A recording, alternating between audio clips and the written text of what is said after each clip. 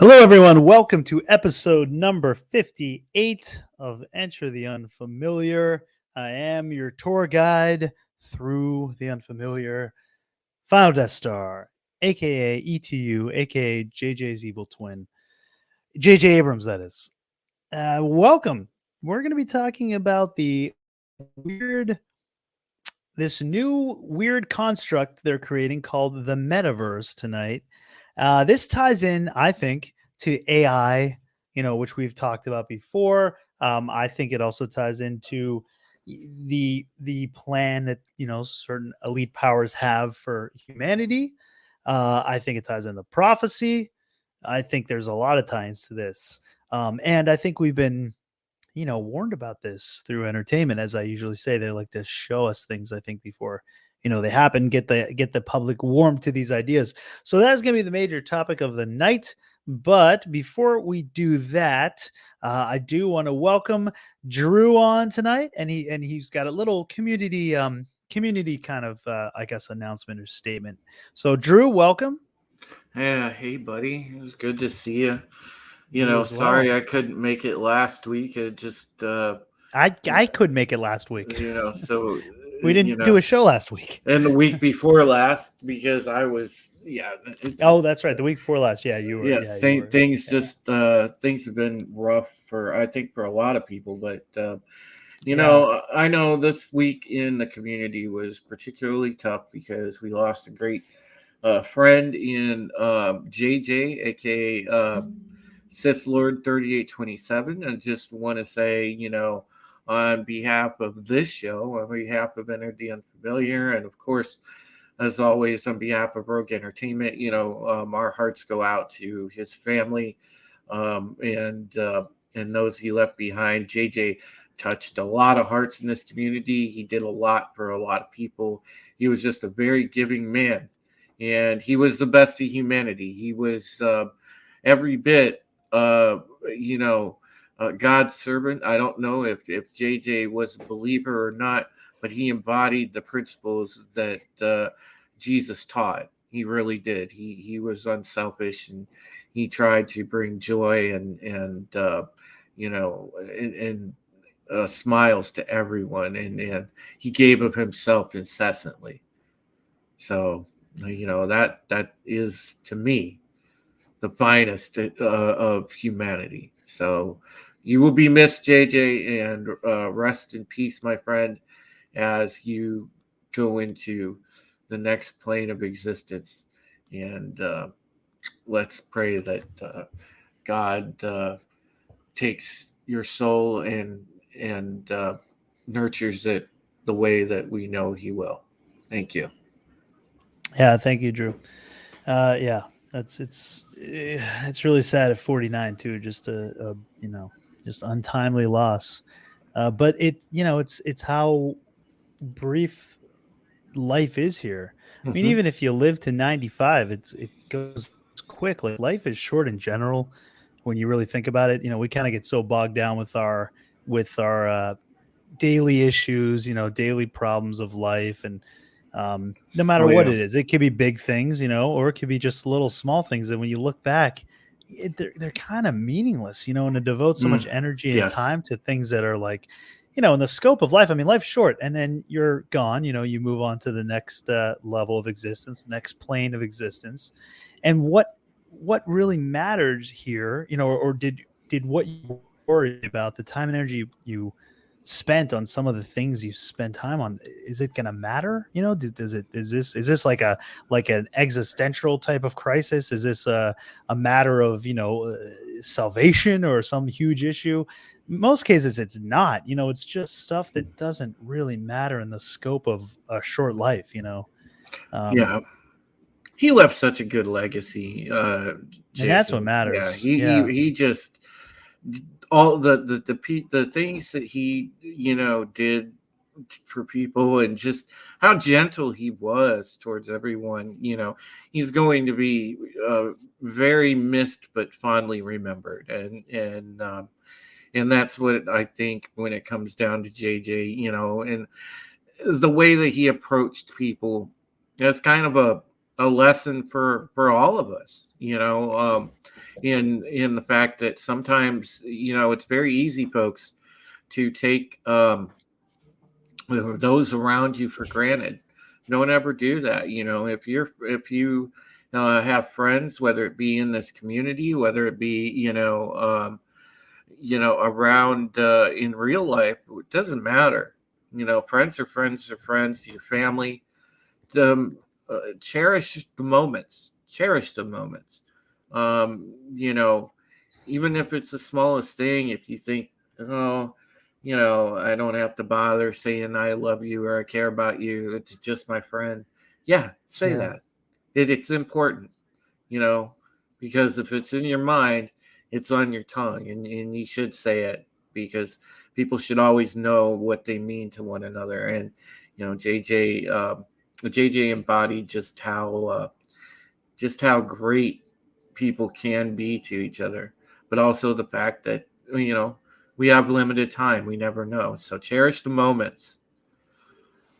Yeah, well said. I mean, it really is like the relationships you have with family and friends that really, that's what really matters, I guess, and that's what's really lasting out of life. It's not all the little stuff and whether it be material stuff or just um, just the little problems you have with jobs, with work. I mean, money's obviously an issue because you need that to survive well enough. But Yes. beyond that, beyond like having this need of survival and having that taken care of, everything else is just extra stuff that's added into this world on this earth, which is fleeting. It doesn't really matter. We all want to spend our time trying to get more of it, and all this stuff and distract ourselves. But I mean, in the end of your life, all that's going to matter is the relationships you had, how you made people feel, how they feel about you, and it's hard I mean, we obviously get distracted all the time and forget about this stuff, but it's good to keep that kind of thing in mind, that's really what matters, and thankfully in this case, with JJ, he left a a well remembered legacy in the community, and people really liked him, and he was well remembered. So, I mean, that's really, I guess, the best you can hope for. Uh, Out of our short existence. Not that it's depressing, because again, this is not all there is to existence. That's a very limited mindset when we think this is all there is to existence, and then you die. It's not. This is only No, it's one not. part. Like, This is there a is journey. eternity. Yeah, there's a journey. This is the shortest part of the journey. The rest of it lasts forever. This is a very short part. It has a finite, definite ending where you transition into the wherever you're going next, but it is just one step in a long story. So we have to keep that in mind. Some of the problems and worries we have, they're temporary. It doesn't matter. It's Yeah. it's the relationships you build, and I mean, those may last throughout eternity, because I imagine we will be getting together with those that we have become friends with or family with in this life. We'll be Hmm. going through eternity with them. So I mean, that's the stuff that I guess it should matter to us and should be on the forefront of our minds, but often isn't, because there's all the other stuff in life. So it's good to think about that kind of stuff. Anyway, but yeah, well said, Drew, and thank you Yeah. for opening up the show and saying that. Yeah, and I'm glad that we got the opportunity to do that. I know that we have a great show tonight, folks. We're going to be talking about the metaverse. We also have, I was doing some legwork for the show today, because I know that Jason has, been a bit busy here lately, and God, you've had it. Things have been hectic for you, buddy. So, Yeah. so, um, so yeah, we did a little combing around. I found, shout out to Tyler, Secure Team. I checked out his latest video, and we're gonna play an excerpt of that because, man, there's a really, really, really good piece of UFO footage in there. And then, of course, we'll get into tonight's main topic, which is the metaverse. And also, really quickly, speaking of community stuff, before I forget it, I want to say thank you to Tim, aka Open Airlock Policy, for last night back during Thanksgiving, and believe me, I wrangled back and forth with PJ about this, but PJ apparently, hey, I didn't even know. He started a GoFundMe for my mom and I, and I just want to say thank you to the community that has, given to that, because eventually, that's going to just hugely help my mom and I. I had no idea. PJ just put this in motion, but last night, open airlock policy, Tim, he decided to do a fundraising stream. He invited me on there toward the middle. I guess early on, he had Ryan Kinnell on. Alora was there, our good friend OG Star Wars.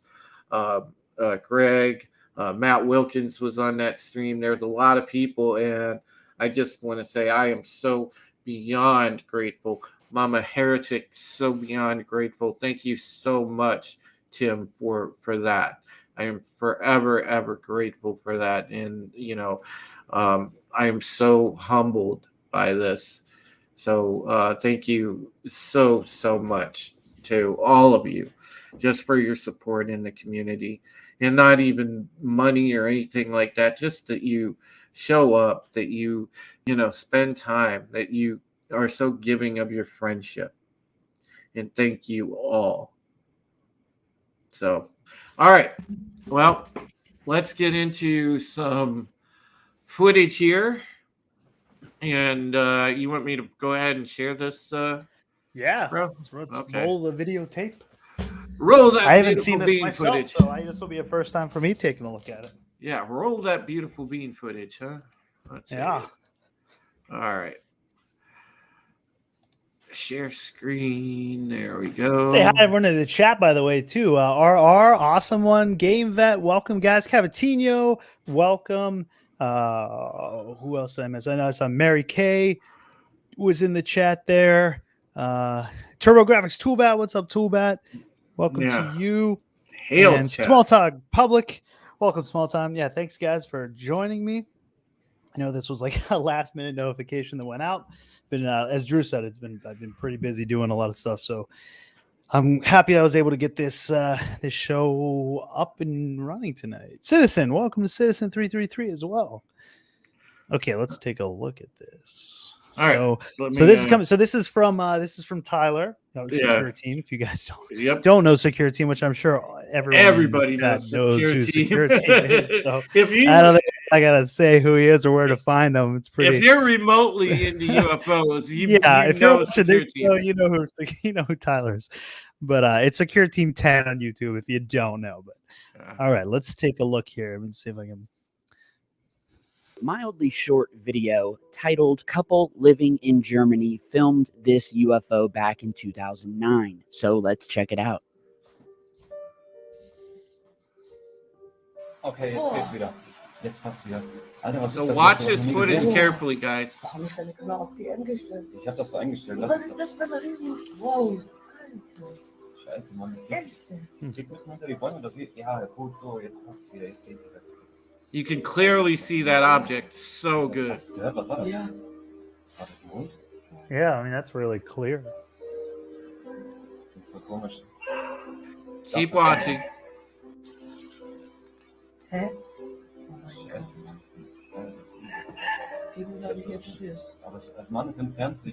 What's the sound? Is that like a dog barking in the background? Yeah, but see that? Wow, I wonder Did if you the see dog that? bark. Whoa. Okay, so there you have it. I'm Yeah. Look at the their dogs barking. Yes, that's what it is.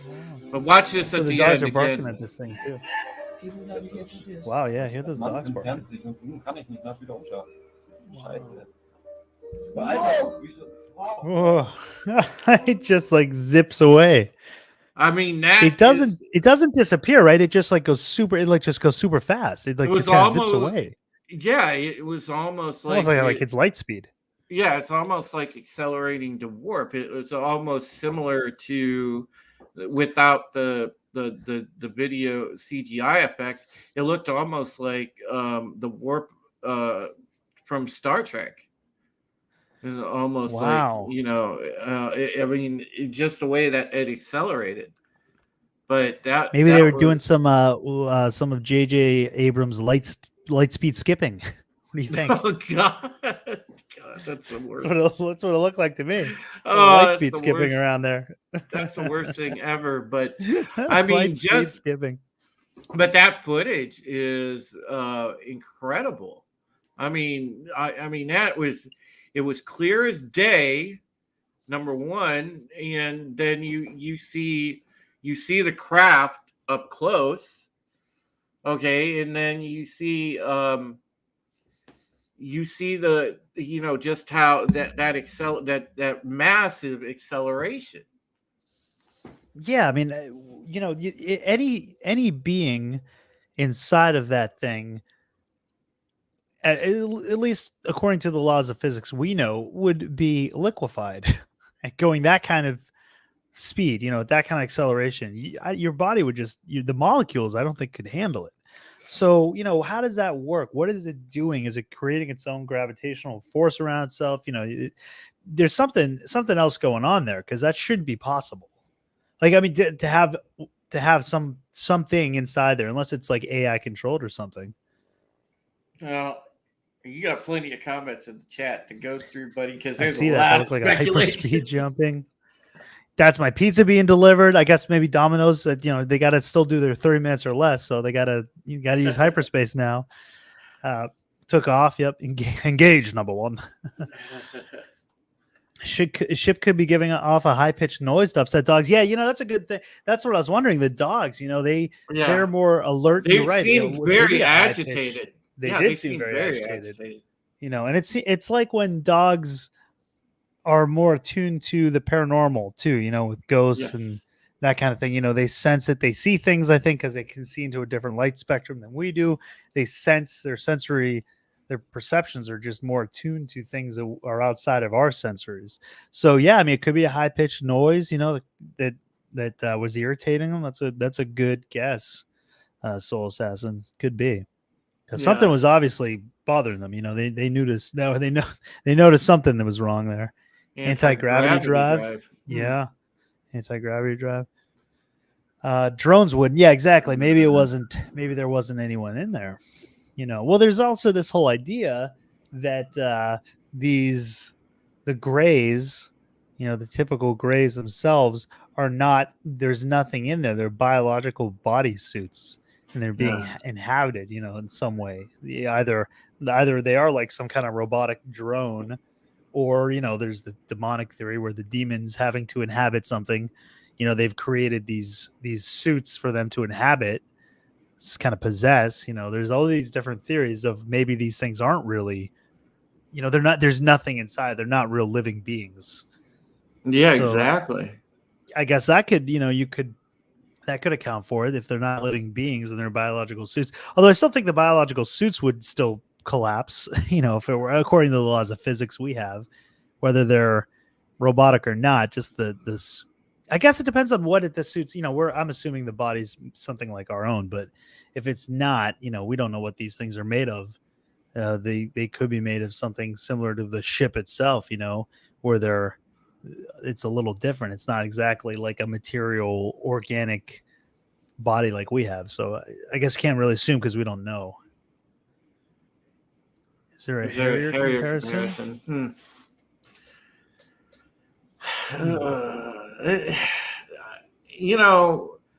I could see that awesome one with the VTOL capability, and then all of a sudden moving at a flat horizontal plane, and then accelerating, maybe using afterburners. But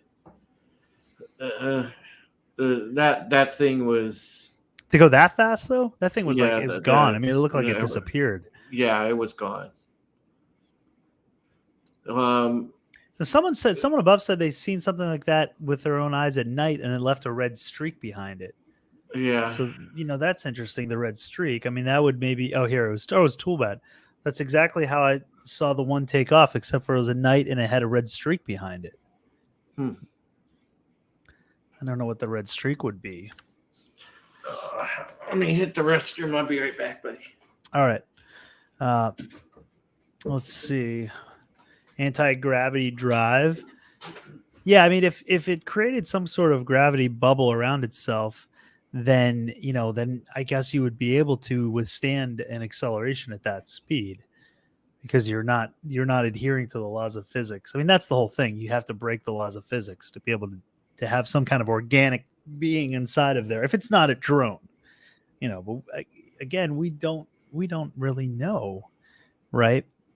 The dogs definitely perceive something we cannot. Yeah, in all spectrums, whether it be paranormal or what would you call this? I mean, this is almost paranormal because it's not normal. It's outside the norm.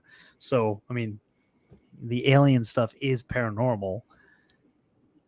I've seen acceleration like this with my own eyes. On October 26th, it was a huge gray orb in the clouds. A gray orb. Ah, okay. So it didn't have a structure. It was just more of like the light. Would you say it was translucent at all, or did it have a solid object, behind it? Because I wonder if, like, sometimes we see these orbs in the sky, but we've also seen some videos of these vehicles that seem to be cloaked. So are the orbs? Is it just some kind of cloaking device? Is there a solid object behind it? And the cloaking device is just making it sort of look like an orb, or there's different types of cloaking devices they're trying, or it could be something other. I mean, it could be, like I always use this the 2D plane. What is it called? The Paperman theory, the stick figure theory, where if you're a stick figure and you're living in a 2D world, like on a piece of paper, you just have a 2D world. So everything you see is going to be 2D. And if we took in our 3D, if we took our finger and put it on the paper in the 2D stick figure world, all they're going to see is a flat circle, where we know it's a full finger. It's 3-dimensional. There's curves, there's rounding, it's dimensional. But for them, all they see, because that they only have the perception to be able to see, is a flat circle. So I sometimes wonder that too with the orbs. Is that orb part of something else that we just can't see because it's in a 4D dimension and we can only see the 3D aspects of it? We're not able to perceive more because it's interdimensional. I don't know. But the orb thing is interesting. What are we looking at? What is it really? I have a feeling I think obviously there's more to it. And if it's a dimensional thing, that might account for it. Let's see. Time field similar to Earth. It makes the mass of ships more than that of Earth. This cancels gravity around the ship because the force is greater than Earth's. Therefore, gravity has no effect. A time field similar to Earth. It makes the mass of the ship more than that of Earth. So it's heavier. This cancels the gravity around the ship because the force is greater than because it's heavier. Yeah, that's interesting. Therefore, gravity has no effect. Geez, think of being able to create something like that, though. Makes the mass heavier than that of Earth's in that tiny ship. But yeah, it's just trying to get your head around what that means is mind-boggling. But that's interesting, Toolbat. A heavier gravitational field around it. Meat suits. Yeah, it may be. It may be. Well, I guess they are. If they're not robotic, then they are meat suits. I mean, whether they're biological suits that were constructed or an actual biological entity, either way. So I think it was in the Podesta files. It was the Podesta WikiLeaks, his emails. He had emailed within the government, and he had mentioned this phrase of like the extra. It was something EV. Extra dimensional biological entities. I think it was EBEs he called them, and that stood for extra dimensional biological entities is what he was calling these aliens in this WikiLeaks. Now whether you want to believe the WikiLeaks are authentic or not, it's a different story. But according to the WikiLeaks that were released, this was a few years ago, maybe 2015. When was that WikiLeaks? 2015 or so. He had put this email out calling them extra dimensional biological entities, EBEs. So, is that what we're looking at? Are they not only extra dimensional, but they're biological entities. And then biological entity itself could mean different things. Are they, an actual formed being with some sort of soul in it, or is it just a suit that's being inhabited? I've been turned into a chihuahua by those damn. I you're saying Nephilim there, so I'm saddened for my canine kingsman. Oh well, yeah, Chihuahuas. It's kind of a, I'm sorry if you have a Chihuahua. They're cute dogs, but Chihuahuas get a bad rap. It's all because of that Taco Bell commercial too. I think Taco Bell gave them a bad rap. They're like organic robots. Yeah, right. Organic robots. That's a good description. Yeah, are they soulless? So many people describe them as seeming like they almost like a hive mind. They're kind of soulless and they sort of have just a hive mind, and there's nothing behind the dark eyes. You look into the eyes and there's nothing there. I mean, everyone says eyes are the windows to the soul. Yet these things, it's like the black-eyed kids. There's nothing there. Yeah. How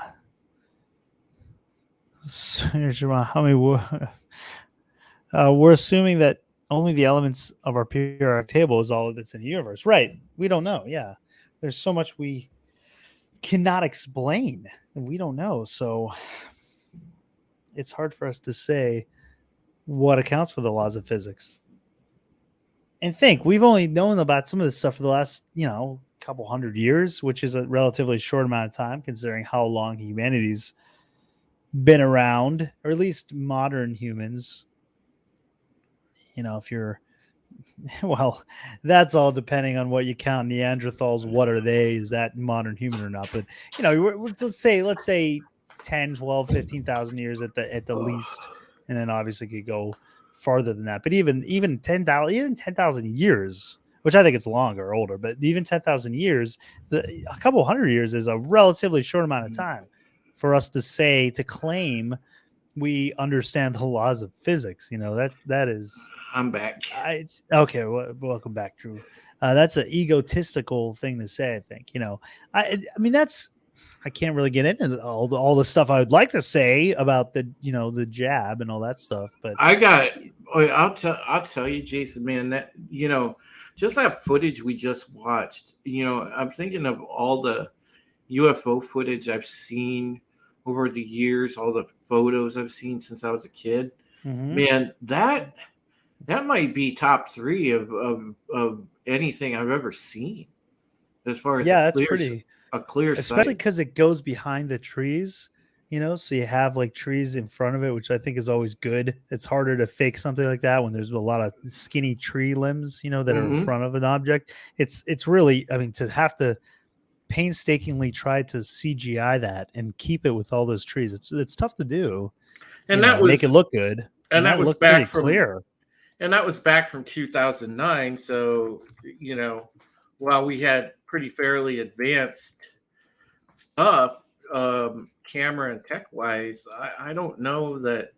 I don't think that was faked. I think that was legit. I don't think so either. Yeah, and the fact that it was clear, that's pretty good too, impressive. Because usually everyone complains, we get all the grainy footage and you can't really see much and you don't know what it is. But this was pretty clear. That was pretty clear video. Yeah, that was a very very clear video. Mm-hmm.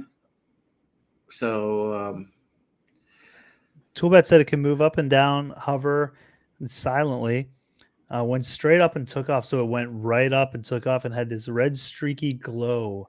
It was in the late 80s in Currituck County, North Carolina, in the late 80s. Wow. See, I mean, this stuff's been around for a long time too. Yeah.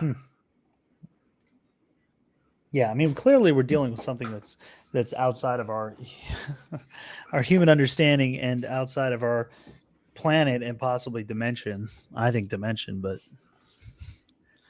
wow, yeah, interesting. What if we're thinking aliens are built like us? Maybe they're used to high speeds. Yeah, well, that's true too. See, again, we're assuming that they're just like us, and that they have to adhere to the laws of physics that we understand to be true. But that may not be the case. That may not be the case at all. Yeah, exactly. They're it's Hmm. you would think that their physiology would be completely different. Yeah, yeah, and especially if it was interdimensional, then they would be Yeah, completely. We don't know what the heck biology, whatever dimension they're from, what that would be like, or what laws they have.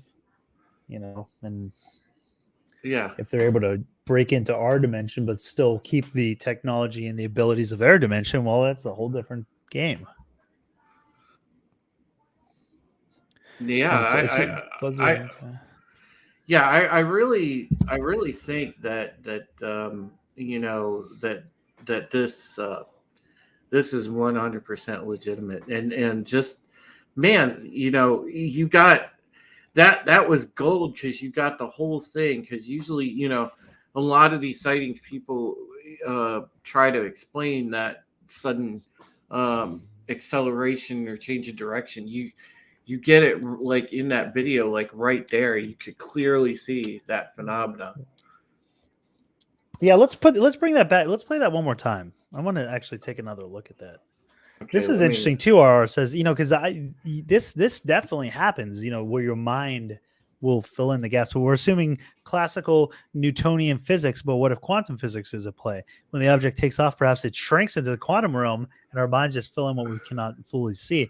And that's true. I mean, our minds do for sure fill in what we can't see. There was a great example that was like floating around on Instagram and Twitter, and it was a photo, but the photo was black and white, right? And they had a grid. They had really faint lines. It was a grid system. There were faint lines over top of the photo, and the lines were slightly colored, like red, yellow, blue. They were different colors. But when you looked at the photo, it was black and white photo. But when you looked at it, your brain filled in the colors, so you'd look at the picture and say, "Oh, it's in color. They have a red shirt on the left. They're all wearing red. On the right, they're all wearing blue, and so on." But what you had to really look at was it was the color of the line and the grid pattern in front of, like, on top of the shirts, so on top of the photo. Your brain filled in what it was, understanding to be true, even though it wasn't really there. So it was giving you a perception, and it wasn't until you stopped and actually zoomed in and looked, that you realized, oh, it's actually a black and white photo. The lines on the grid, the colored lines, were making your brain just fill in the gaps of the black and white, so you were seeing it in color. It's a very odd thing, that your brain does, but that's a perfect example right there that kind of thing does happen. We do fill in what we can't fully see or what we don't understand based on what we know to be true in the world. We know we live in a color world. Our brain assumes that. So you give it a black and white photo, but if you just give it that little hint, it's going to take the extra step and make you see or think you're seeing something that's not fully there. Give So me that's a really good point, RR. give me 1 second because I'm actually trying to track down the raw footage of this, the proper video. Okay. Not Yeah. Tyler's, but the proper video, so we can have a better look. So just give me a second because I'm on the Reddit where that video comes from. So I'm gonna see if I can find that. Oh, here it is. Here it is. All right, here. I'll show you guys what I'm talking about here because I've actually found the picture. now, yeah. now I want to show you talking about it. Here. Well, in the meantime, So before we, okay, so here it is. Here, let me see if I can bring this up bigger. Yeah, here we go. All right, here it is. So this picture here. All right, guys. So that you glance at it and you look, it looks like it's in color. You're seeing in color, but it's black and white. And when you zoom in, you see here's the yellow grid, here's a red grid, and it's your brain. Here's the green grid. So it's black and white, but your brain zoomed out is filling in. When you just glance at it, it's filling in the colors of the shirts based on the grid pattern, but it's not actually there. It's just how your brain works. So this looks blue, but it's not blue, but the lines, the grid pattern's blue. So, that kind of thing. That's a good example of it there. But yeah, interesting. All right, let me. Interesting idea. I found the raw footage, so I'll go ahead and share this. Now, this will be the raw footage, guys. So we're gonna be able to see it really good because I'm gonna actually I'm gonna full screen this as well. Yeah. Well, Citizen, my idea is that they do want to be seen. They do want us to know they're there. And they want to keep us guessing. Okay, so That's my idea of it. When stuff like that happens, I think they do want to be seen. is that a nice size for everybody to see? Ooh, that's good. Yeah. Okay. All right, here we go. Jetzt passt wieder. Alter, was ist das? Ich habe sowas noch nie gesehen. Oh, warum ist deine Kamera auf die eingestellt? Ich habe das so eingestellt. Und was ist das für ein riesen... Wow, Alter. Scheiße, Mann. Ich Was ist das? krieg mitten hinter die Bäume. Ja, gut, so, jetzt passt es wieder. Jetzt sehe ich wieder. Oh wow, Alter, ich habe sowas noch nie gesehen. that is clear. Hast du gehört, was I mean, war that's Yeah. really clear. Yeah, das? footage. You can make out the features of the craft really well. Mhm. Doch, das war man. Goes right behind the tree line. Oh mein Gott. Scheiße, Mann. Alter, das ist übel. Yeah, I mean, because it's in clearly Das Mann ist hovering. entfernt sich und zoomen kann ich nicht. Mhm. Lass wieder umschauen. Scheiße. Alter, wieso? Wow. Then zips away, or Yeah. seemingly zips away. Now we'll look at it one more time and see what you guys Okay, think. jetzt geht's wieder. Jetzt passt wieder. Alter, was ist das? Ich habe sowas noch nie gesehen. Oh, warum ist Hey, look deine at Kamera auf that! die eingestellt? Behind Ich all hab das the, so eingestellt. Was you're ist das faking für ein that. You have to riesen... look at Wow, it. Like you'd have to fake Scheiße, each Mann. one of the. Every time it passes mitten through hinter die those Bäume, trees, you'd have ja, to be faking. gut, so, jetzt You have to passt es wieder. CG all that stuff. Alter, ich hab Match sowas it. noch nie You're gesehen. talking Do you about see it? Hey, 2009. do you notice kind of like a field almost behind it? Like Yeah, there seems like a little. I see a white, and I never know if that's just the video because there's an object in the sky, or if there is something behind it. But I do see like a white little circle. irgendwie habe ich jetzt Schiss. Aber das Mann ist entfernt sich und It's zoomen very kann ich nicht. faint, Lass though. wieder umschauen. Scheiße. Alter, wieso? Wow. all right, I want to point this out one more. We're gonna one last look because I want to point this out to Okay, you jetzt guys. geht's wieder. So if you pay attention Alter, was ist das? behind Ich hab the das noch nie gesehen. Oh, behind warum this ist deine area Kamera of auf the die craft, eingestellt? Ich hab where das my so eingestellt. cursor Was ist is, das für ein riesen... Wow. wait for it to get past the clouds so it doesn't confuse your eyes. Ja, gut, so, jetzt passt es wieder. All right. Jetzt sehe ich wieder. Look at this, folks. Alter, ich hab sowas It noch nie looks gesehen. almost like some sort of possible Yeah. electromagnetic field, something that this is emitting. You can see the faint outline of it Doch, under das war man. that quadrant of the craft. Hä? Oh mein Gott. Scheiße, Mann. Alter, das ist übel. Irgendwie habe ich jetzt Schiss. Aber das Mann ist entfernt sich und zoomen kann ich nicht. Lass wieder umschauen. Scheiße. Alter, wieso? Wow. Okay. Wow, So, I like the reaction too. They're probably like, "Whoa, wowza, wowza!" yeah. So clearly, to me, it looked like it was emitting some kind of field. Yeah, it did look like something was behind it. Yeah, yeah. I mean that's that's some really good video. Really good video. That's one of the most compelling videos I've seen ever. Hmm. Yeah, it is for sure because you can actually see it. It goes behind something, and it seemingly zips away. Microscopic creatures have UFOs. Oh, you could the quantum realm. Well, we don't know. We don't know. If they're able to go through dimensions, they might be able to go into the quantum realm. Maybe the quantum realm is a dimension all to itself, Well, or outside of space and time. If you get small enough, Matthew it's kind of the Berkland- idea they played with in the Ant-Man.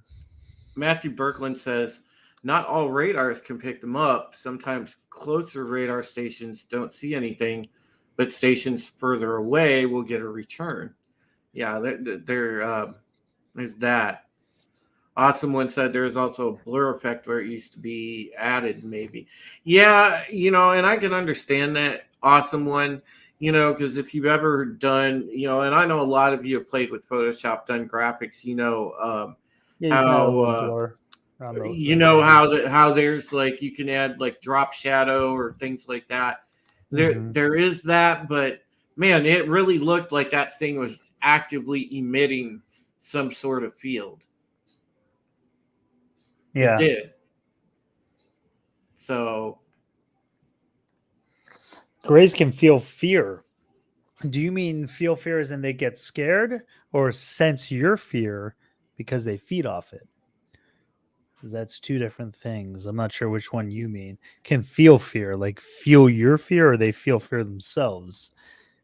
Because if they feel, I mean, I think they feed off of your fear, and that's why they traumatize people when they, duck them. They have an experience because they're feeding off that fear, much like a demon would, or evil entity. yeah. Did you see that robot video on Twitter? Looked exactly like the ones from iRobot. Which robot video on Twitter? I'm not Yeah, so sure. Assassin, track down a link, please, if you can. Yeah, we'll take a look at it. We'll I don't know if check I've it seen it or out, not. I mean, I showed one a few weeks ago that looked like iRobot, but I don't know if that's the same one you're talking about. If it's in like the last 2 weeks since my last show, probably not, because I just haven't had time. So, but if it's before that, I don't know. I might have looked at it or seen it before. So if you can find a link, I mean, I'll pull it up, and we can take a look at it here. I guess just send because you can't send it to myself or Drew on Twitter. Just DM us with it, and we can pull it up. Mm-hmm. Let's see, what's drinking butterbeer, butterbear. It's like Ghost Bear, Butterbear. You ever have hot buttered rum? Oh, that's some good holiday drinking stuff. Hot buttered rum, not healthy necessarily, but definitely tasty. They used to drink back in like Victoria age England. Hive mind reminds me of where the global elites are trying to take the world. Well, yeah, RR. That's what we're kind of going to be talking about tonight, because that's sort of the metaverse idea. I think that plays into the metaverse, actually. Collectivists getting orders from demonic forces. Yeah. That's what I think. Soul Assassin sent this to me. So well, yeah. Oh, you found it? Okay, cool. Yeah. So pull this up. I think the world was technological. I am one of them who believe that it was very technologically advanced before the flood. Before the deluge. All right, let's see. Yeah, I think it was a different type of tech. It's not the same. I think it was more advanced than ours, because I think they used the natural elements of the earth in a much more powerful way that, we are trying to replicate with our technology. But I think they were able to do it harness the forces of earth in a much more powerful way that we wouldn't, if we could do that, we wouldn't need all this tech. We do it in a much simpler way. This is 42 Let's seconds. take a look at this. Oh, interesting. No, I haven't seen this one. Okay. All right. Wow. That's great. Nothing freaky about this.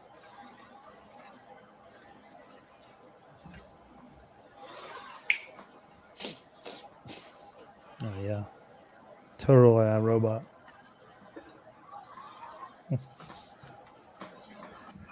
Oh, man. This is...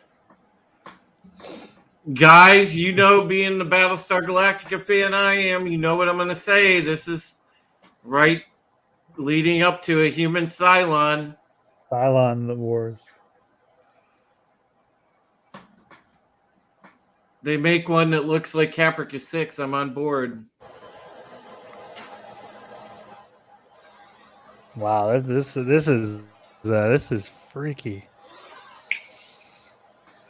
Now, are they saying this thing is his AI, or are they programming it to do a certain amount of this, or is this supposed to be somewhat self-aware?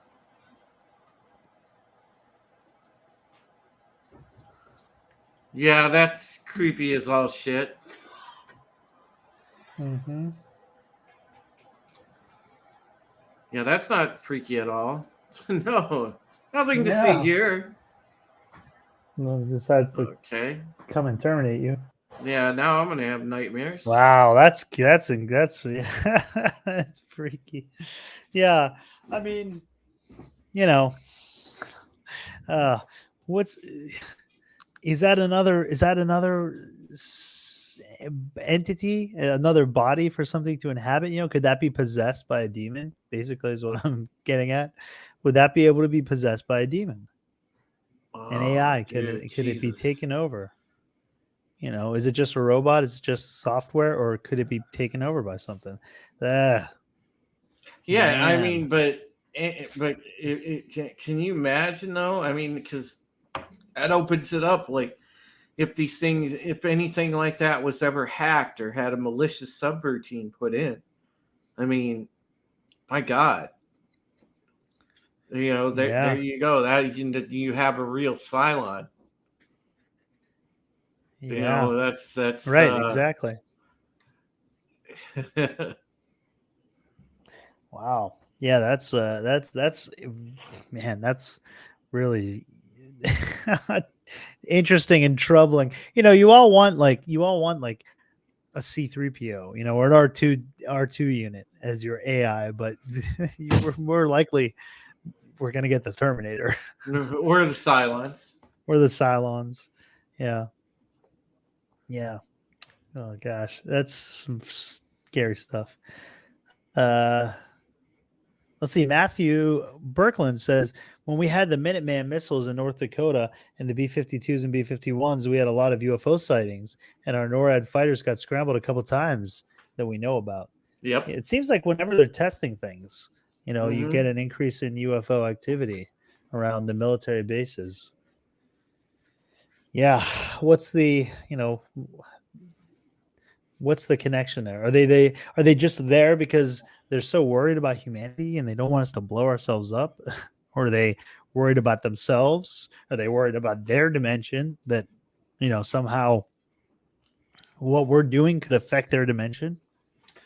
If the Dude, dimensions are all connected, and we're messing around with atomic weapons at an atomic level, could that be destroying worlds, as they literally called the atomic bomb, the destroyer of worlds? Could it really be destroying worlds, like right. dimensions? Nice. Wow. Beware the Drew. Yes. Hashtag beware the Jew. Yeah. All right, guys. The thing is check this out. If they take those robots, okay, if they wind up creating like one that is a Caprica 6 lookalike, or one of the number 8 models, one of the Sharons, yeah, I'm gonna be like Hilo and I'm gonna marry a Cylon. Do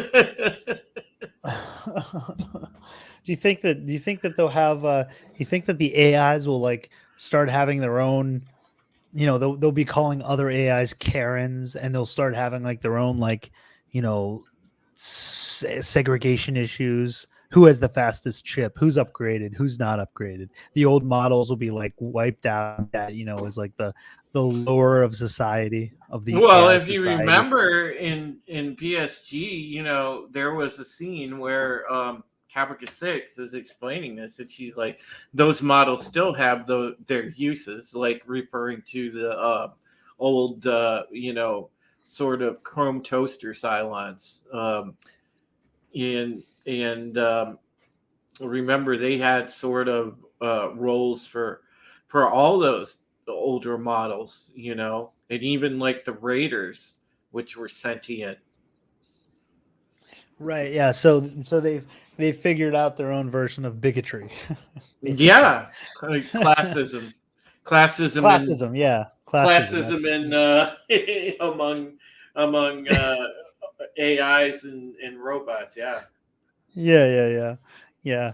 I mean, that's you think you're trying to create this society that's better, the betterment of humanity, and robots will be more aligned to the ideals that we wish we had as humans without the flaws. But lo and behold, it's the same thing over and over again, and they create their own class system. And yeah, that's the irony of of existence.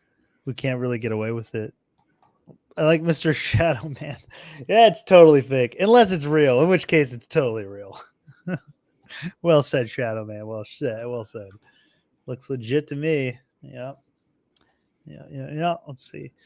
I think we read this one, Matthews. Yeah. I don't believe it. I don't believe in aliens unless it's real, in which case I totally believe in them.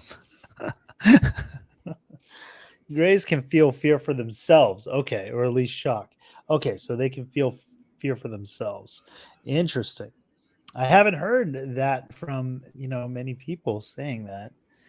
It's usually that they invoke fear. But it depends on what they are, though, as well. I guess it depends on what they are. If they're their own entity, then I don't know what their emotions, maybe they can't feel fear.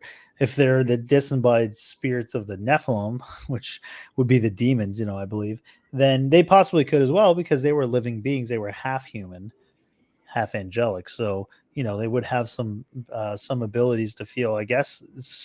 Though I think they're mostly without remorse, but that's, I guess, not fear, though. They did feel fear because they left. One of the theories goes they fled the promised land when Joshua and Caleb were told to go in and cleanse the promised land. The Nephilim that were there would have fled out of fear for their lives because they were being hunted down, and made their way to the Americas, where again later on they were hunted down here as well, and finally kind of done away with, or at least they'd gone underground, maybe literally. So yeah, I guess they could feel fear, and being half human, you would have those emotions. They're telepathic. Well, that's certainly one thing that has been said very often, that they have the ability of telepathy, which I think is a metaphysical thing. I think we can have that ability. I think humans can have that ability too. I don't know if we should be using it, but I think it's possible. I think we can do a lot more things than we realize we can do, and at some point we will be doing them. Maybe not this side of eternity, but we've only scratched the surface on how the human brain works. So yeah. I think there's so much more that we can do. That potential is really unlimited. And in the metaphysical sense, I mean, it's all that's been proven. People that have precognitive abilities, people that can people that can, people that are empaths, people that are telepaths, people that are, clairvoyant, people that have the ability to prophesize.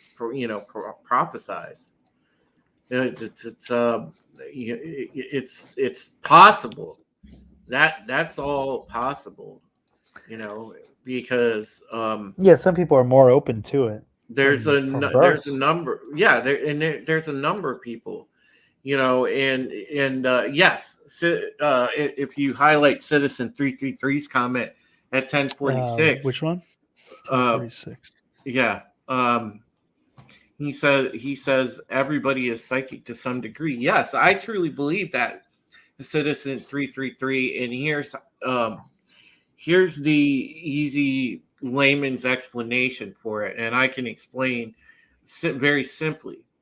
Usually, if you show that affinity from birth, there's usually will be some sort of manifestation of a sort of extra level, and oftentimes the term put to this phenomena is having your third eye open, because you're tapping into that chakra, to like the eye, the third eye chakra, or right in your brain chakra. So when you tap into that, it is legitimately a whole new world. Like, for example,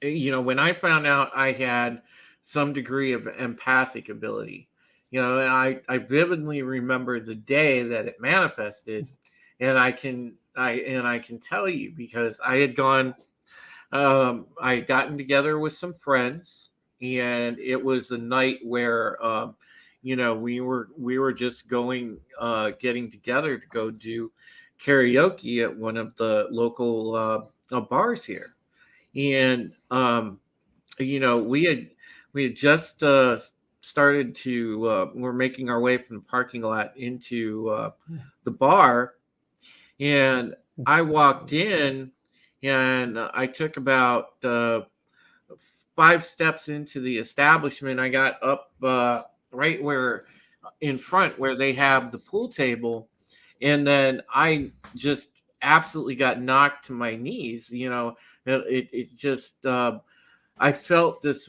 wave of it's all as if I could feel the entire emotions of the room, and there were about a good 30 plus people in this bar. Okay, so when you get that rush and wave of emotional energy at once, it is overwhelming. And if that's the first time manifesting, God help you, because it's gonna absolutely knock the holy crap out of you. And I had to turn around, go back outside, and I literally just I could not walk back in there because I just absolutely shell shocked at that point. And it took me a while to gather myself before I could even walk back into the establishment. And this is usually how it happens for people, because there's some event that opens the third eye in whatever way it manifests.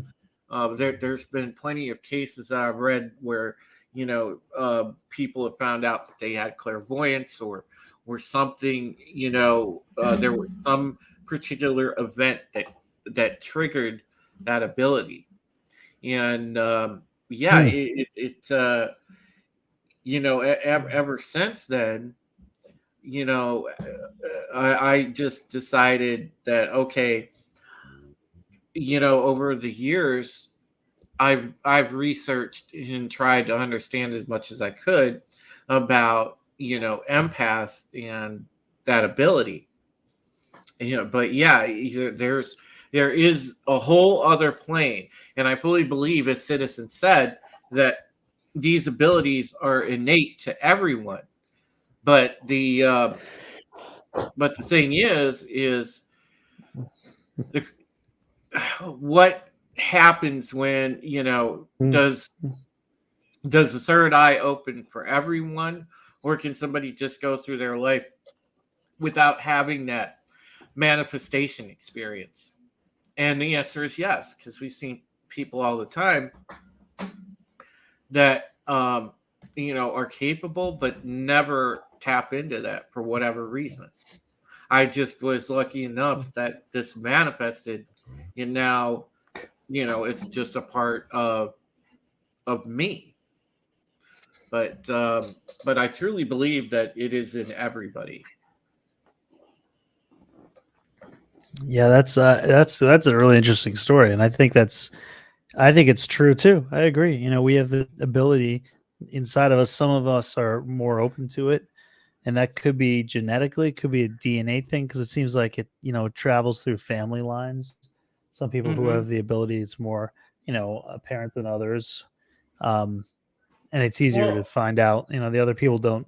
Maybe with training, I'm not saying you should do this, but you're able to develop these things. And I don't know if we're equipped to develop these things. I think there's a reason we can't use it fully right now, but that's not to say we don't have the ability inside of us. well, no, there's always usually a natural manifestation, and at that point in time, once that quote opening of the third eye happens, you have that you then have access to that ability. It doesn't close. The question is, at that point, for yourself, if you want to research and develop it more, or you choose to just not use it at all. I mean, that comes down to the choice of the individual at that point. But at that moment of manifestation, I think when that experience happens is when at least the logic that in my personal experience, it happens to where at going forward you have access. So Citizen says, yeah, once you see beyond this realm, you could close your third eye for a time, but you can't ever unsee what you saw. Yeah, I agree with that, Citizen. I know that there are things, or anyone that sort of opens to, I guess if you want to call it that, psychic plane, maybe, where you go and start to use techniques like visualization, meditation, um, different ideas to exercise your particular ability, if you will, to and also learn how to build psychic filters, defenses, things of that nature. Because when you open that particular area for the pineal gland, as I believe somebody else mentioned, when you start to put that into use, you also open yourself up to, bad energy, because you're going to be a conductor. So you could conduct bad energy. You can be attacked by other people that send out, like in my case, a buildup of negative emotion would not be good. If you're around people all day with like absolutely, just terrible people with negative emotion, that's not good. And then you have to understand that you need to have walls up, you need to have filters, you need to have, if you get too much bombarded with too much negative, you have to understand how to do, a cleansing for that. So there's a lot of things that you need to know when you access that particular part of your consciousness, or if you want to call it the psychic realm, whatever. There's a lot of personal responsibility that goes along with it, as anything else that is a bodily function. Yeah, we had Peter Hanna on. We've had him on a few times, but we were talking about the ability to, you have the ESP thing and communicate with aliens, is what he was talking about. But which I don't recommend. But he was talking about the pineal gland. It's all about the pineal gland. That we have there's like a hardening over it, but with pineal gland, with pineal gland, and with enough practice, you can decalcify it, and once you decalcify it, it opens up these abilities, to be able to reach into the ether. Well, I go back to that story. If you recall that story when we were talking about ghost experiences, and I explained that story, and I fully believe it's because when I had my, because at that point in time, that experience that had happened. So, having your third eye open and walking into a place, for example, with a lot of spirit activity, then it almost will pull that like a magnet, because for whatever reason, you can tap into that energy from whatever plane that they're on. And, right. And if, I go back and forth on what ghosts actually are, if they're just residual energy, if they're, fully autonomous. I mean, we don't know, but either way, that energy, you pull it like a magnet when you have, your third eye open, because it's going to go to that person first, or people if you have multiple people in your group. Yeah, that's. I don't know the ghost thing, whether they're residual. If they were residual, you think you wouldn't be able to be in communicate. They wouldn't be able to notice you or have communication. They would just be going about some pattern that the residual energy is just stuck in. Whereas if they're responding and doing things and seem to notice you, they have to be. There's something else going on. Well, when I had that experience, like I said, I don't even know if that was just a residual manifestation, and this was just like almost like a just replaying a memory when that particular entity was there. Or if it was the area itself was just imprinted with that, horrific occurrence, and you walking through there, the imprint got stuck on you, held you captive, and it wasn't really even an entity there. It was just the imprint, the negative energy of that imprint. Yeah, it could be, it's hard to say, but yeah, the thing is that it's very interesting, and and that's why I used to laugh at obviously like the telephone psychics and things like that, because that's goofy and it's hokey. But people that have legitimate abilities, whether it's clairvoyance, whether it's ESP, whether it is the ability to communicate with dead, whether it's something along those lines, it comes in many different forms. Mine just happens to be on the empathic level, so I don't want to say that it's like, because God, people are gonna hit me with you're the male Deanna Troy jokes, but it's like like no, it's one of those things, it's good to have, because I'll tell you what, I can use this to really sort of help people, from the sense of, if somebody's going through something awful and I sense it, or I catch a vibe, and I could be like the first one to reach out to somebody that might need to hear a word of encouragement, or or need somebody to understand the struggle at that particular moment they're going through. So that's what I like to use this ability for.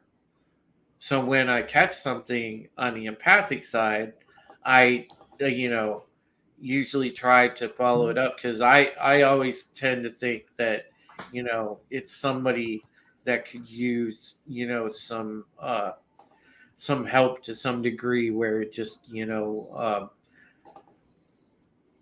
maybe they need lifted out of personal depression or something like that. So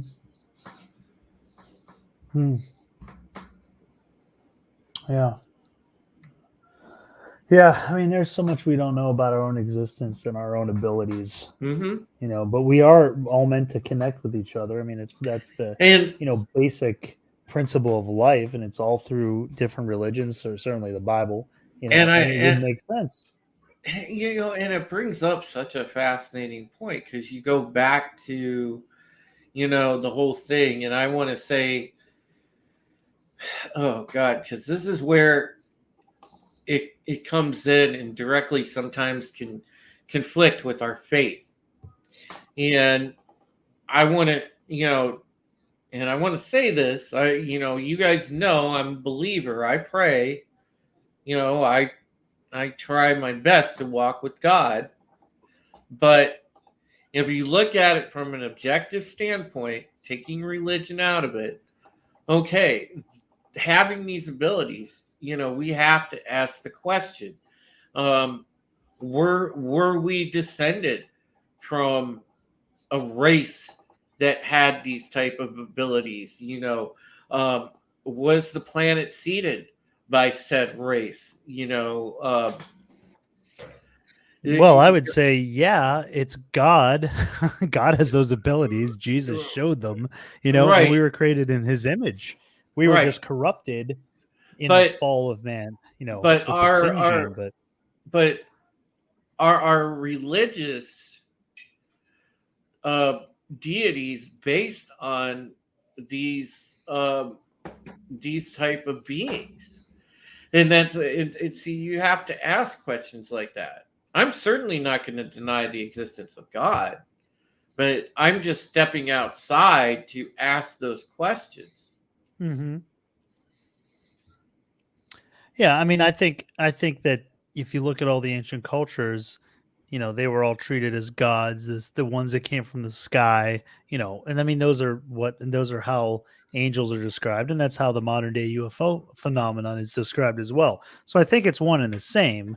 I guess the question is, well, which came first? You know, Mm-hmm. was it God and the angels, or were they just all aliens? But that brings up like the documentary Expelled, No Intelligence Allowed, where Ben Stein sits down with Richard Dawkins and asks him, well, where did the first self-replicating molecule come from? He said, well, we don't know, but Mhm. it's possible that it came from an alien race, that came from another life form from another planet, and they seeded it here. And then Ben Stein says, well, where would they have come from? It's like, well, I mean, it could have been possibly the same on their planet. Maybe they were also seeded from it's circular reason. It's like, well, okay, eventually, well, where did the first one come from? You Yeah. just don't know. There is no answer for that. Oh, It's like you just TurboGrafx. keep going back. That is a classic TurboGrafx. It's a crime if Oh, people V. Oh, haven't yeah. seen V. Yeah. Yeah, they remade it a few years ago, but yeah. Oh God, yeah, it was terrible and it was Yeah, woke. original's the good one. Yes. Yep. Yep. I mean, and trust me, TurboGrafx, they don't. Not having Jane Badler that played the original Diana in the new show was just, that was a crime. Let's see, Cavatino. This is why I left this up early. Okay, so I've been looking. This is good because this kind of takes us into our topic tonight. So I was looking for this article and I couldn't find it, but I did find some interesting things on this site that really go with our topic. But I couldn't find the specific article. But there's a lot on here with robots. So yeah, there's plenty of things here. But I couldn't find this exact one you're talking about this company that is paying to have your face imprinted on a human-like robot. There's a couple that show examples where there's a screen, on a robot, and the screen's got like a human face, but it's pretty much more or less a Skype call. They're just, you're just putting like an Apple screen on a face and FaceTiming it and having the body do whatever. It's the MCP from Tron. MCP from Tron. Yeah, exactly. It's more like that. Yeah, it doesn't. It's not so much like a robot face, with a human face, like with the one we just looked at in that video we were watching. But there's definitely some interesting videos here or articles here dealing with AI. So we're going to pull up one here because they think, okay, the metaverse, if you're not familiar, this is the new movement of, I think, the transhumanist movement. This is the step that get us even closer to this idea of becoming one, transcendence, becoming one with machines and all this stuff. But they're obviously going to do it and sell it in this fun way, where you don't have the worries of life, and it's this fantasy world, and all this stuff that sounds real good, and it's packaged real nice and shiny. But what's the underlying reason? The underlying reason of why they're pushing for this metaverse? Why is it being created? Thoughts. I have thoughts. Yeah, I do too. This could go a lot of different directions. But why don't you start off? Well, here, actually, before we say this, let's take a look at this article, because actually, as I was trying to find this other one that Cavatino was talking about, this one popped up. I thought, well, this is a good intro. So let me take this down. So Chinese factory, one specific one, replaces 90% of its workers with robots. Productivity increases 250%. 90% of its workforce is gone. What are those 90% going to do? Find another job? How many in no short time, how many different jobs will be replaceable by robots? And it doesn't have to be AI. It could be this in general, right? We're not talking Mhm. super advanced AI. But as AI gets more advanced and they do create robots that can do pretty much everything a human could do, that's going to take even more jobs away. Not only do you have the factory jobs taken away, but you're going to have jobs that require what had previously required someone to be standing there talking to you. Now you're going to have a robot being able to do that. So more and more of these jobs are going to be taken away. And what are people going to do? What's the plan? Mhm. So that's one of the ideas we can get into with this metaverse. But Drew, what do you think on the surface? What do you think of the metaverse? What do you think the reasons are? What are your thoughts of it? Does it interest you at all? All right. Well, I can tell you, why I think that the timing of the announcement of it, the concept of it, the whole 9 yards, because we see. Hey, you guys know from the stuff I oftentimes talk about with myself, Wes Moody. Okay, what's going on around us? We know that they are trying to chip away at history and change reality, literally by changing our language, by changing, our laws, by changing, all kind of things, and it's catering to that sort of Marxist with a side of communist type of ideal that it seems that this new globalist government is going to want when they feel they're going to take over. So now they're pushing it from that end, and that's not even getting into the metaverse yet. Now, when you add in the metaverse, I think that's the direct answer, because so many people are waking up to the larger plan. So it's like, okay, well, we need something to alter reality on a quicker basis. Let's introduce the metaverse, which then allows, people, hey, come with us on a journey, get lost in this virtual construct where you can live all the time and not have to worry about the troubles of your daily life or anything else. And that is seductive to a lot of people. I mean, think about it. If you remember, folks, okay, um, social experiment, and I go back to Second Life, because I know a lot of you guys remember Mhm. Second Life. The sheer amount of users that continued to grow and grow and grow, and there's still hundreds of thousands of Second Life users on there that their entire existence is caught up in living in the Second Life world. Mm-hmm. Yeah. So the metaverse is the next step of that. Yeah. And and the timing of it is very interesting, because again, you have the Great Awakening going on, and that's directly combating what? The Great Awakening.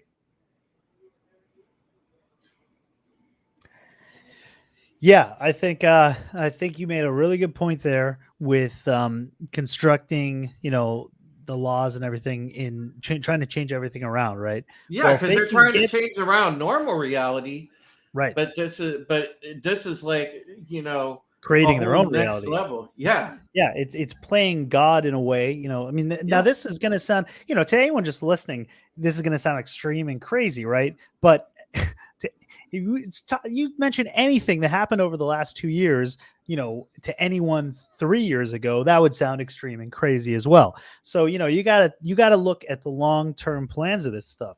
What's being seeded now is the foundation in which they'll build their virtual empire, which they will play God, so to speak. They're creating their own society. They can't win in this world, or or this world's already kind of, it's going in a specific direction. So they want to kind of push us into this virtual realm where they can create the world that they want to create, and they don't have to adhere to the laws. Really, they can create their own laws for My how to question live. is, And who's Is going to there- do this? Big business, the companies, CEOs, they're going to be creating the laws in which you have to function in the metaverse. And the more Yeah. stuff they push in that direction, the more, seductive they make it for you. They're gonna sell it to make you want to be a part of it. It's not gonna be a force thing. They're gonna make you want to be a part of it, but they're gonna make it hard to not be a part of it because, oh well, look what's going on. Now there's gonna be concerts on there. They're already starting these ideas, seeding the ideas in like Fortnite. You have Fortnite and you've got these, events. You have the Fortnite event. Oh, everyone goes into the game. You take your character and then you go and watch the Fortnite concert, or there's some big reveal. J.J. Abrams did that Star Wars Rise of Skywalker, like a special trailer. The first time it was seen was in Fortnite. So you already have these virtual special events. Metaverse will just take it to the next level. Yes. And then you have this. So this plays into like, this plays in, I think, all aspects of society. You have events like what happened at the Astro World, right? Where, there were people getting crushed. It was dangerous. Oh my gosh, should we have concerts anymore? Oh my gosh, should we gather? Is it safe? Is it safe? It's all going to be safety and all that stuff.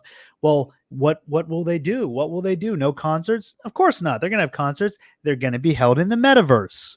So if you want to go to see a concert, you'll put on your headset and you'll virtually go to the concert in your avatar, and it'll feel like you're there, but you won't really be there. So they're, in essence, secluding everyone, keeping us more and more isolated, because they're already doing this right now, with the lockdowns that's has already been going on. This is just another way to keep everyone secluded. While there's the in essence, you're together as much as you are over FaceTime or something. You don't have that human interaction. You don't have that chemistry of the energies actually being next to each other. It's all this fake, false version of it. So I think that's where they're going with this. They want to have this world where they can kind of create and mold it. They're going to pretty much have us, force us to be a part of it, because everything is going to be eventually going on in the metaverse, and it's going to be better because you can build a mansion house. And of course, it's going to eventually cost money, virtual money or crypto or whatever they're going to use. Well, they already have their Facebook already has their own currency now, their own crypto. So, it's going to cost something, but you're going to be able to have a nicer home than you have in the real world. So you're going to want to spend more time in the metaverse. You're going to be able to look however you want. You're going to be able to be, whatever you want to be. Like Drew was saying with Second Life, it's almost this imaginary reality that's not reality, but it's going to be more seductive, to be a part of that.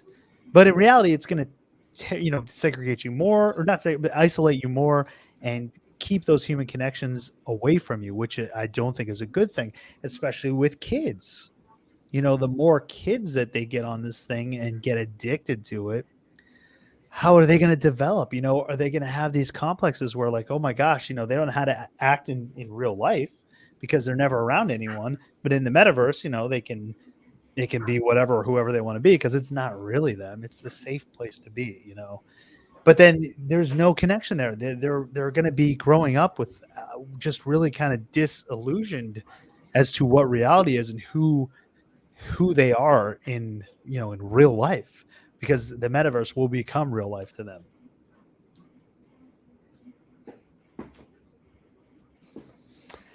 That's kind of one of the aspects, that I think they're kind of going for here, is to, have us become one with machines, the transcendence thing, but also the loss of this reality into a more seductive false reality. Really, it's kind of a fake reality. And with the jobs all being, here, look, here's this is kind of funny.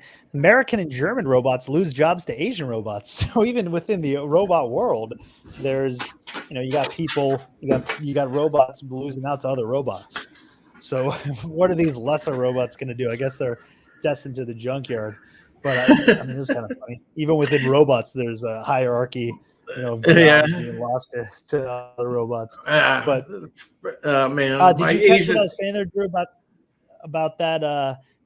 The idea that they're going to have us all become part of this metaverse where it'll isolate us, and all these events, like the Fortnite events they have, they're all going to take place in the metaverse, and kids will not be able to. Oh yeah, absolutely. Can you imagine on a young mind? Yeah. Oh, what do you think about that? it's absolutely insidious. You can't. I mean, that it's just horrific when you think about that, because it really is screwing a kid up for life. With programming and indoctrination, not only in the real world, but this push to get them in the virtual world, and it's just, yeah, it's terrible, man. It's terrible. Yeah, they're not gonna be able to tell reality from fantasy, or I mean metaverse. I'm calling it Yeah. fantasy. Because they won't know any better, and it's not going to be like if you're you say you're an awkward kid, or someone who's kind of more of a loner, doesn't have a lot of friends. Well, and that And, happens, I mean, especially now. I think it's probably more of a majority now because of just last year. Kids developing or not having those interactions because they're being stuck at home for a year. So say you already are kind of like, I don't really know, I'm not comfortable interacting with these kids because my formative years, I was like kind of locked at home. So they're going to feel way more comfortable. They're already used to online. They're already used to FaceTiming. They're already used to whatever, the Fortnite stuff. It's just the next level of that. It's going to make them feel more at home being in this metaverse than, dealing with like life as we should be, as we are meant to be as humans. They're trying to rewrite all that and change it. We're like, no, that's not what humanity is, but that's just what that's what you knew. That's the old humanity. The new glossing, beautiful humanity is gleaming, beautiful humanity is in the cyber world, where you can be whoever you want to be. You can look however you want to look. You can have the mansions, and it's going to cost less. Ladies and gentlemen in the chat, those of you that are fellow Generation Xers like myself, those of you that are later millennials, understand this. Going forward, it is going to be paramount that we exercise our ability to disconnect, and I'm talking be able to consciously shut off your phone, shut off the computer, and we're going to really have to lean on our natural sense that's instilled in us to get back to nature, get back to the earth around us, get back to God's creations, because what this is another form of evil. And I know that I don't want to sound like I'm preaching a fire and brimstone speech to you, but I want you to understand how important this is, because us, the Gen Xers, the later millennials, right now, we are the line of resistance. We are the resistance. And I know that sounds like an overplayed Alex Jones line, but we are the resistance. Here and now, it falls on us. It falls on us to sound the alarm, to fight back, the whole 9 yards, because, I'll tell you, we are the stewards of what happens for the next generation and our children. So we need to really push back on this. I feel very strongly about this. I feel that this is evil. Mm-hmm. Yeah, I do too. And this is a good way of saying it. Like, it's a false utopian delusion, yeah, that's, well said. And I think it is important for us to be able to disconnect, and, and especially more for kids. Just don't, turn off the devices, just not till after this show's over. But, after this show's over, yeah, go ahead, turn off your device. But I think for kids especially, it's paramount for them, because I can't imagine what this is doing to the development of children at this age right now. The young children at the critical age where they're learning how to, to deal with each other and to interact with each other, especially shy kids, they're already kind of shy. And I'm talking about like toddlers, this is a really important age for them to learn how to interact with other humans, and not just the 3 people in your family, 4 or 5 people in your family that you see, other people you don't know, being comfortable around strangers, getting used to like meeting people and in a very just childlike way. I'm not talking about adults here, although it's important for adults too, but those formative years, and to be locked down like this, and even now, even though we're not technically locked down, depending on where you are in the world, of course, some places are still. It's still, you're still wearing masks. You're not able to read expressions. You're not able to see. You're not learning those social cues that are so important in communicating with other humans. I can't imagine what's doing to them and how they're going to develop in the years ahead as this continues. I And man, seeing that like this, this metaverse will be the alternative to that. Jason, I can interact there, and it's kind of like it'll be like more normal. I mean, it's the last thing that's abnormal, but it's going to be sold as like, no, this is normal. This is the world now, because this other world that you're living in is just unsafe. There's too much. There's disease. There's danger. There's all this stuff. You can just stay at home, not ever leave, and enter this metaverse, this virtual world, and it's all going to be fine. It's all safe, and there's no disease, and it's going to sound real great, but it's going to disconnect you from everything about being human. That's my yes, worry. And the Matrix, it's, hey, this stuff, I say this all the time, but hey, this stuff has been shown to us. It's been shown to us in movies for a long time. Matrix is a perfect example, a dire situation of what man, happens. But I think there was a movie you guys might remember.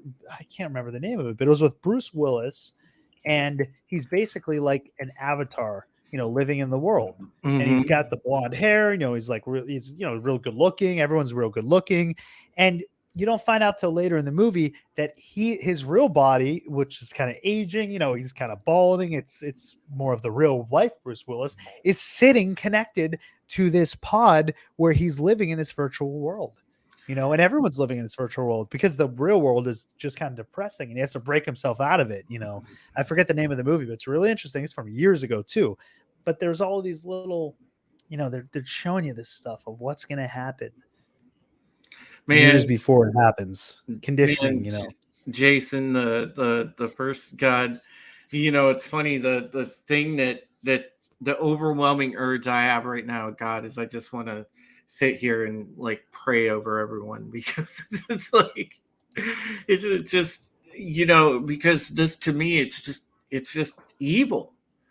Yeah, do it. I have a strong sense of just feeling evil 120% out of this. And Yeah. it just makes me want to say, and again, those of you that may not be believers in the chat, please excuse me, but I just want to say, very quickly, Father God, please allow us to have a clear vision of where we are going forward, and not fall prey to false idols, not fall prey to false constructs. Please, Lord, keep our thinking clear and our path forward clear, and allow us to trust in your wisdom and grace. Thank you. Amen. And Amen. I just I felt the strong need to do that, Jason. And Yeah. I apologize for getting super religious on you, but You're apologizing to me. I mean, this show, I deal with religion on the show constantly. but I wanted to just pray over us right now, and I just felt the strong urge to do so. Yeah, I God gives you those urges, and I think you listen to them when you got them, and it's a prayer worth praying, because it's true. It's true. It's false, like you said, false constructs, false idols. As you were saying that, you were praying, it just popped into my head. I thought, wow, what if you tried to open like a church in the metaverse? I want to have a worship. I want to open a church in the metaverse. You think that'd be allowed? You think religion will be allowed there, or you think they'll like ban religion? Will they ban Christianity? Will they ban Well, no, religions in the metaverse? because we already know what the plan is. Oh no, In it's rhetorical. in actual reality, Jason, look at the Vatican II plan. Okay, Yeah. That they want to have a globalist church. Okay, Yeah. so it definitely, to me, sure. Why would you not put a church in there? Because that's even more of a false control that they can have on people. Yeah, it'll be their like you said, their You know? version of the church, the Yes. coexist, the one world, one world religion. Yeah, oh yeah, it'll mirror the one world church that they're trying to build in reality, and it's and again, it's just God, it's so evil. Yeah. It's so evil. It's anti-human. And yeah, thanks Soul Assassin Pudding Tank too. The movie Surrogates from 2009. 2009. What is that? 12 years ago now? And that's when this movie came out, and this was dealing with, like, what it says, set in a futuristic world, 2022, 2023, where humans live in isolation and interact through surrogate robots. A cop is forced to leave his home for the first time in years in order to investigate the murders of other surrogates. So there you go. I mean, futuristic world, humans live in isolation, interact only through surrogate robots. Just replace that with metaverse, avatars. Boom. You're Hmm. I mean, even the movie, which was, I liked it. It was an enjoyable, funny action movie, but the Ryan Reynolds movie, Free Guy. Hmm. I don't know if you've seen that. It's on Netflix right now. Yeah. But it's about, it's pretty. I enjoyed it. Pretty good, pretty fun movie. Just action movie, but it has that idea of, it's kind of like a game, like a Fortnite type game, or something like that. It's more like Grand Theft Auto style, but Hmm. they all live in this. Everyone's plugged into this Yeah. game, and they live in this game. And it's Ryan. Well, I don't want to give the story away, but yeah, it's kind of, it's again this virtual idea. Ready Player One, same thing. Kind of this virtual world. Much more, you get the fancy clothes and you look however you want, and yeah, it's more, you get to be a part of a video game. And it all sounds great. It's fun entertainment, Yeah. but that it should stop there as entertainment. Exactly. And, And I just want to shout out to some of our friends that have just joined us in the chat. Star Wars Theology, welcome, great to see you. I want to say hi to the Jason Lee Tucker statement. How you doing, Jason? Hope you're doing good on this fine evening. Our pal Darius Munchausen is chilling in the chat. Great to see all of our pals out there, man. Awesome. I'm going to go ahead and share a screen here, share something, because this is, we're talking about what's going on with the church, guys. This is happening. It's a war on two fronts. We're talking about meta reality. Here's our own reality. And look, this happened to a Greek Orthodox priest. This is from disclosed.tv. He shouts, "Pope, you are a heretic," as Francis was entering the archbishop. Wow. Can you blow that up a little bit? Yes, I will, because there's a 13-second clip. Papa! You can't let it go! Papa! You can't let it go! Wow. Papa! And look at Wow. look at those despicable police manhandling that old priest. They're manhandling a man of God. It was a priest that was saying this, huh? Yes, an Orthodox priest, and and he's correct. Yeah, tackled him. Yeah, he's correct on that. Yes, he is. Because make no mistake, folks, it does say in the Bible that this is a time of many, many, many, antichrists, false idols. All right. Pope Francis is not a good man. And I am telling you, those of you out there that are fellow Catholics like myself, I know that we're kind of at a crossroads with our church right now, but there's so many Luciferians in our own church that are trying to really take and twist the words of God to accommodate wickedness. Do not fall for it. Do not fall for it. And that particular Orthodox priest, that man of God right there, when he was being attacked by those police, was that at the Vatican, Drew? Do you know? No, this was in the this was at the archbishopric in Athens, Greece. Oh, okay, in Greece, because Yeah. the Vatican has their own police and their own security, basically their own intelligence agency. So say like the good police that like R said, look at the good police assault the man of God. I don't. That's what I was asking because the Vatican, they're not even like Rome's police. They have their own police. But But if it's in Greece, I don't know. I mean, I'm but sure the But Pope be travels with aware, security, but our churches are being infiltrated. They are, there is wickedness abound, folks. So just be aware of that. And yeah, that's a very good example. Awesome one. Um, Here's the thing. We get back to the idea of what would religion be like in the metaverse. Well, guess what? There will be a meta church because somebody else even mentioned that as well. There absolutely will be a meta church, but what values is that church going to espouse? What sort of wicked behavior will it condone? You will also have meta cults because where there is a meta church, there will be a meta cult. unless the meta church is the meta cult. Mm-hmm. So, yeah, we're going to see that there is. Well, I think that Jason often puts it in the correct way because as much as there is a war of information which we are fighting, there is a spiritual war which we are fighting. And my goodness, are we ever in the middle of a spiritual hot war?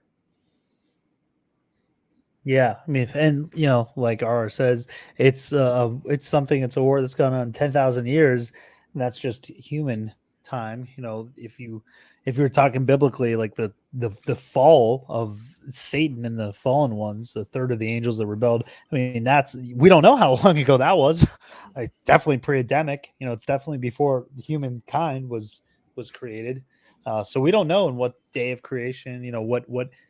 Oh, I think it's before the biblical days of creation, because that's more or less talking about the earth and the heavens, and this is outside of that. We're talking about when God created the angels, and we don't know. We have no idea when that was. So this has gone on for eons. And if you're thinking that's outside time, there is no time there. We can't even comprehend how old this war is. We're just now the battleground in which this old ancient war is being fought. I just hope, whether it's through God, the power of the Holy Spirit, whatever, I hope lightning strikes those that entire server farm and just blows the metaverse out of existence because it's idolatry, it's evil, it is just absolutely sick. Yeah, it's so ironic that when talk about the Pope, when Francis got what do you say, initiated into his papacy, lightning struck St. Peter's Basilica twice that night. Lightning direct shot. There's video of it too, which is Yes. You can pull that up and watch the video of lightning hitting the Vatican twice on the night that he got initiated into the papacy. So that's really talk about lightning hitting things. Yeah, boy, because there be a stronger sign from God. Mm-hmm. Couple good statements here. That's why Zuck has a priest collar video pics. That's interesting. Yeah, right. Wow. He's gonna hold himself as the meta church's what would be a pope? I don't know what it'd be. Priest, whatever I don't know what you'd call him. I don't know what they'll call it, but yeah, I'm sure, he would be. The first person I thought of would be it would be Kanye, because Kanye was running a church here in Hollywood for a time. I don't know if he's still doing it or not, but he probably is. Every Sunday, all these celebrities would go and Kanye would be like preaching something. I mean, it wasn't the gospel, I'm sure. I mean, he calls himself Yeezus as a, as a nickname. So, but I thought, oh yeah, what a perfect pick. Get Kanye to run the meta church inside the metaverse. Um, I think even he knows. I don't think that he's on board with the idolatry. well, I don't know. I think he was. I think he's. There's a glitch in the programming, and he kind of breaks out of it every now and then. Because there's some weird things where he's come out talking out against it, but then he seems to go back into it. I'm not really sure. Then the whole thing with Kardashian, they got separated, and I wonder if that's him breaking out of it. I don't know. I think there's a programming glitch that he's breaking out of or something every now and then. I feel that I'm not sure what his deal is. I feel I agree with Soul Assassin that he's a lost soul, but he does seem to every once and again seem to try to want to reconnect with God, but it just I don't know. Yeah, he is. I feel bad for the man because he is a lost soul. Yeah, this that kind of deals with maybe another topic of like the Illuminati and all that stuff, in Hollywood, and whether there's like mind control and all that kind of. That'd be a fun show to do with Wes.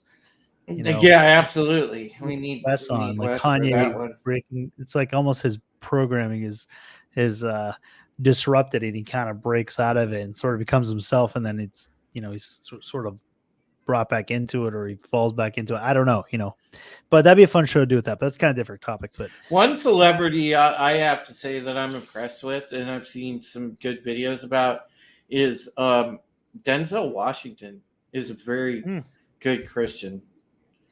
And, he pretty much has always stayed out of that kind of stuff. You don't really see him ever. Yeah. And man, Denzel's like the man when it comes to that. I give him a lot of credit. Yeah. He's always been able to sort of stay out of the limelight in that way. And it's tough, especially as a Christian in Hollywood. I mean, that's really tough to do. Yeah, awesome one. You talk about Joel Osteen's church. That is a joke within itself, because those people are not the definition of Christians. Joel is one that, again, we talk about false idols. He is 100% a false idol. He is not. That man is not Christian. He could reach out and do so much to help, but he continues to live by material means. He doesn't, help the poor. He doesn't do anything. He is an absolute, in my estimation, a freaking jerk. Yeah, I've got a lot of issues with Joel Osteen too, and the stuff. Oh yeah, he's a jerk. He talks about and preaches, and it's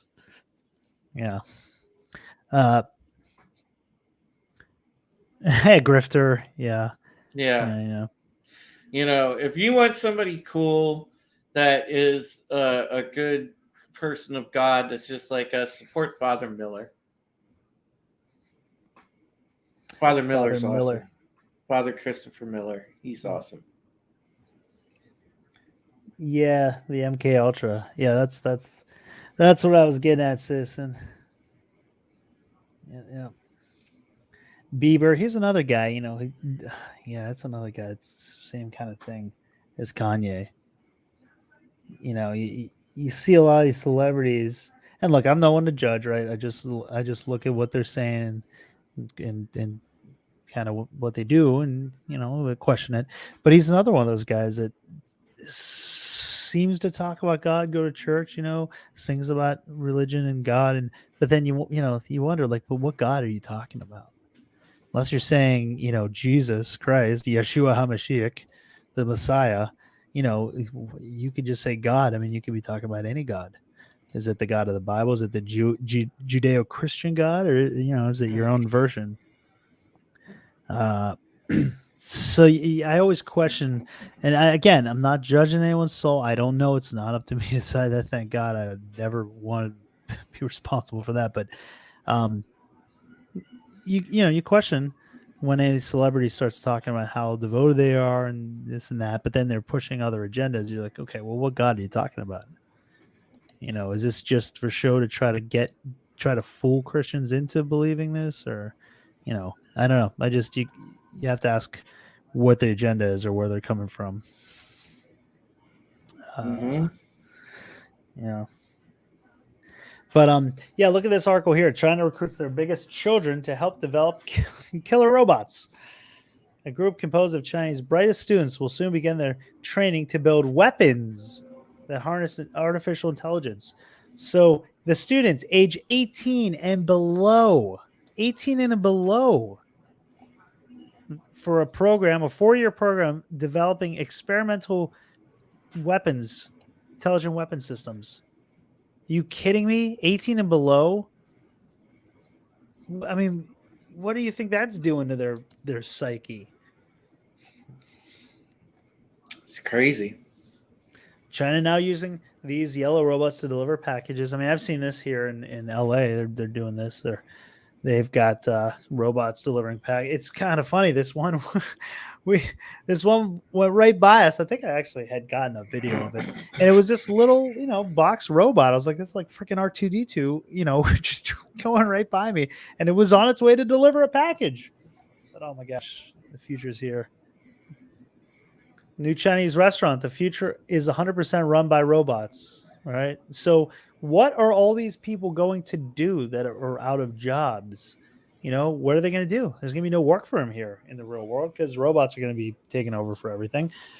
Well, guess what? The metaverse will provide the answer.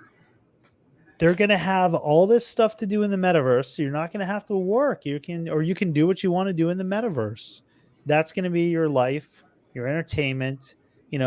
Because there's not going to be everything's run by robots here. It's going to be, there's not going to be any room to do anything left. So the metaverse is going to provide a place to go to spend your time while you're on Earth, because you're not going to be able to work here.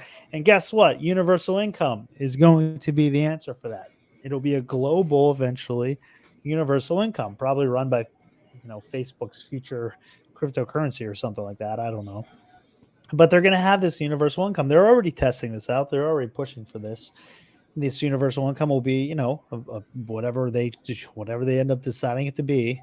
It will be enough to pay for your basic living expenses, and then you can go into the metaverse, and probably earn coins by doing things or whatever else. You can buy your virtual this and that, virtual cars and houses or whatever else, and it won't be as expensive as trying to buy a real house, which they're making it almost very tough to do, or they will continue to try to make it tougher to do here.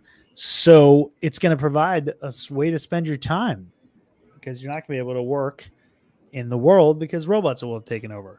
So you'll be doing this universal income thing, living in the metaverse. And I mean, look at the push of NFTs, which, if you don't know what NFTs are, the non-fungible tokens, it's basically a digital version of anything. It's digital art.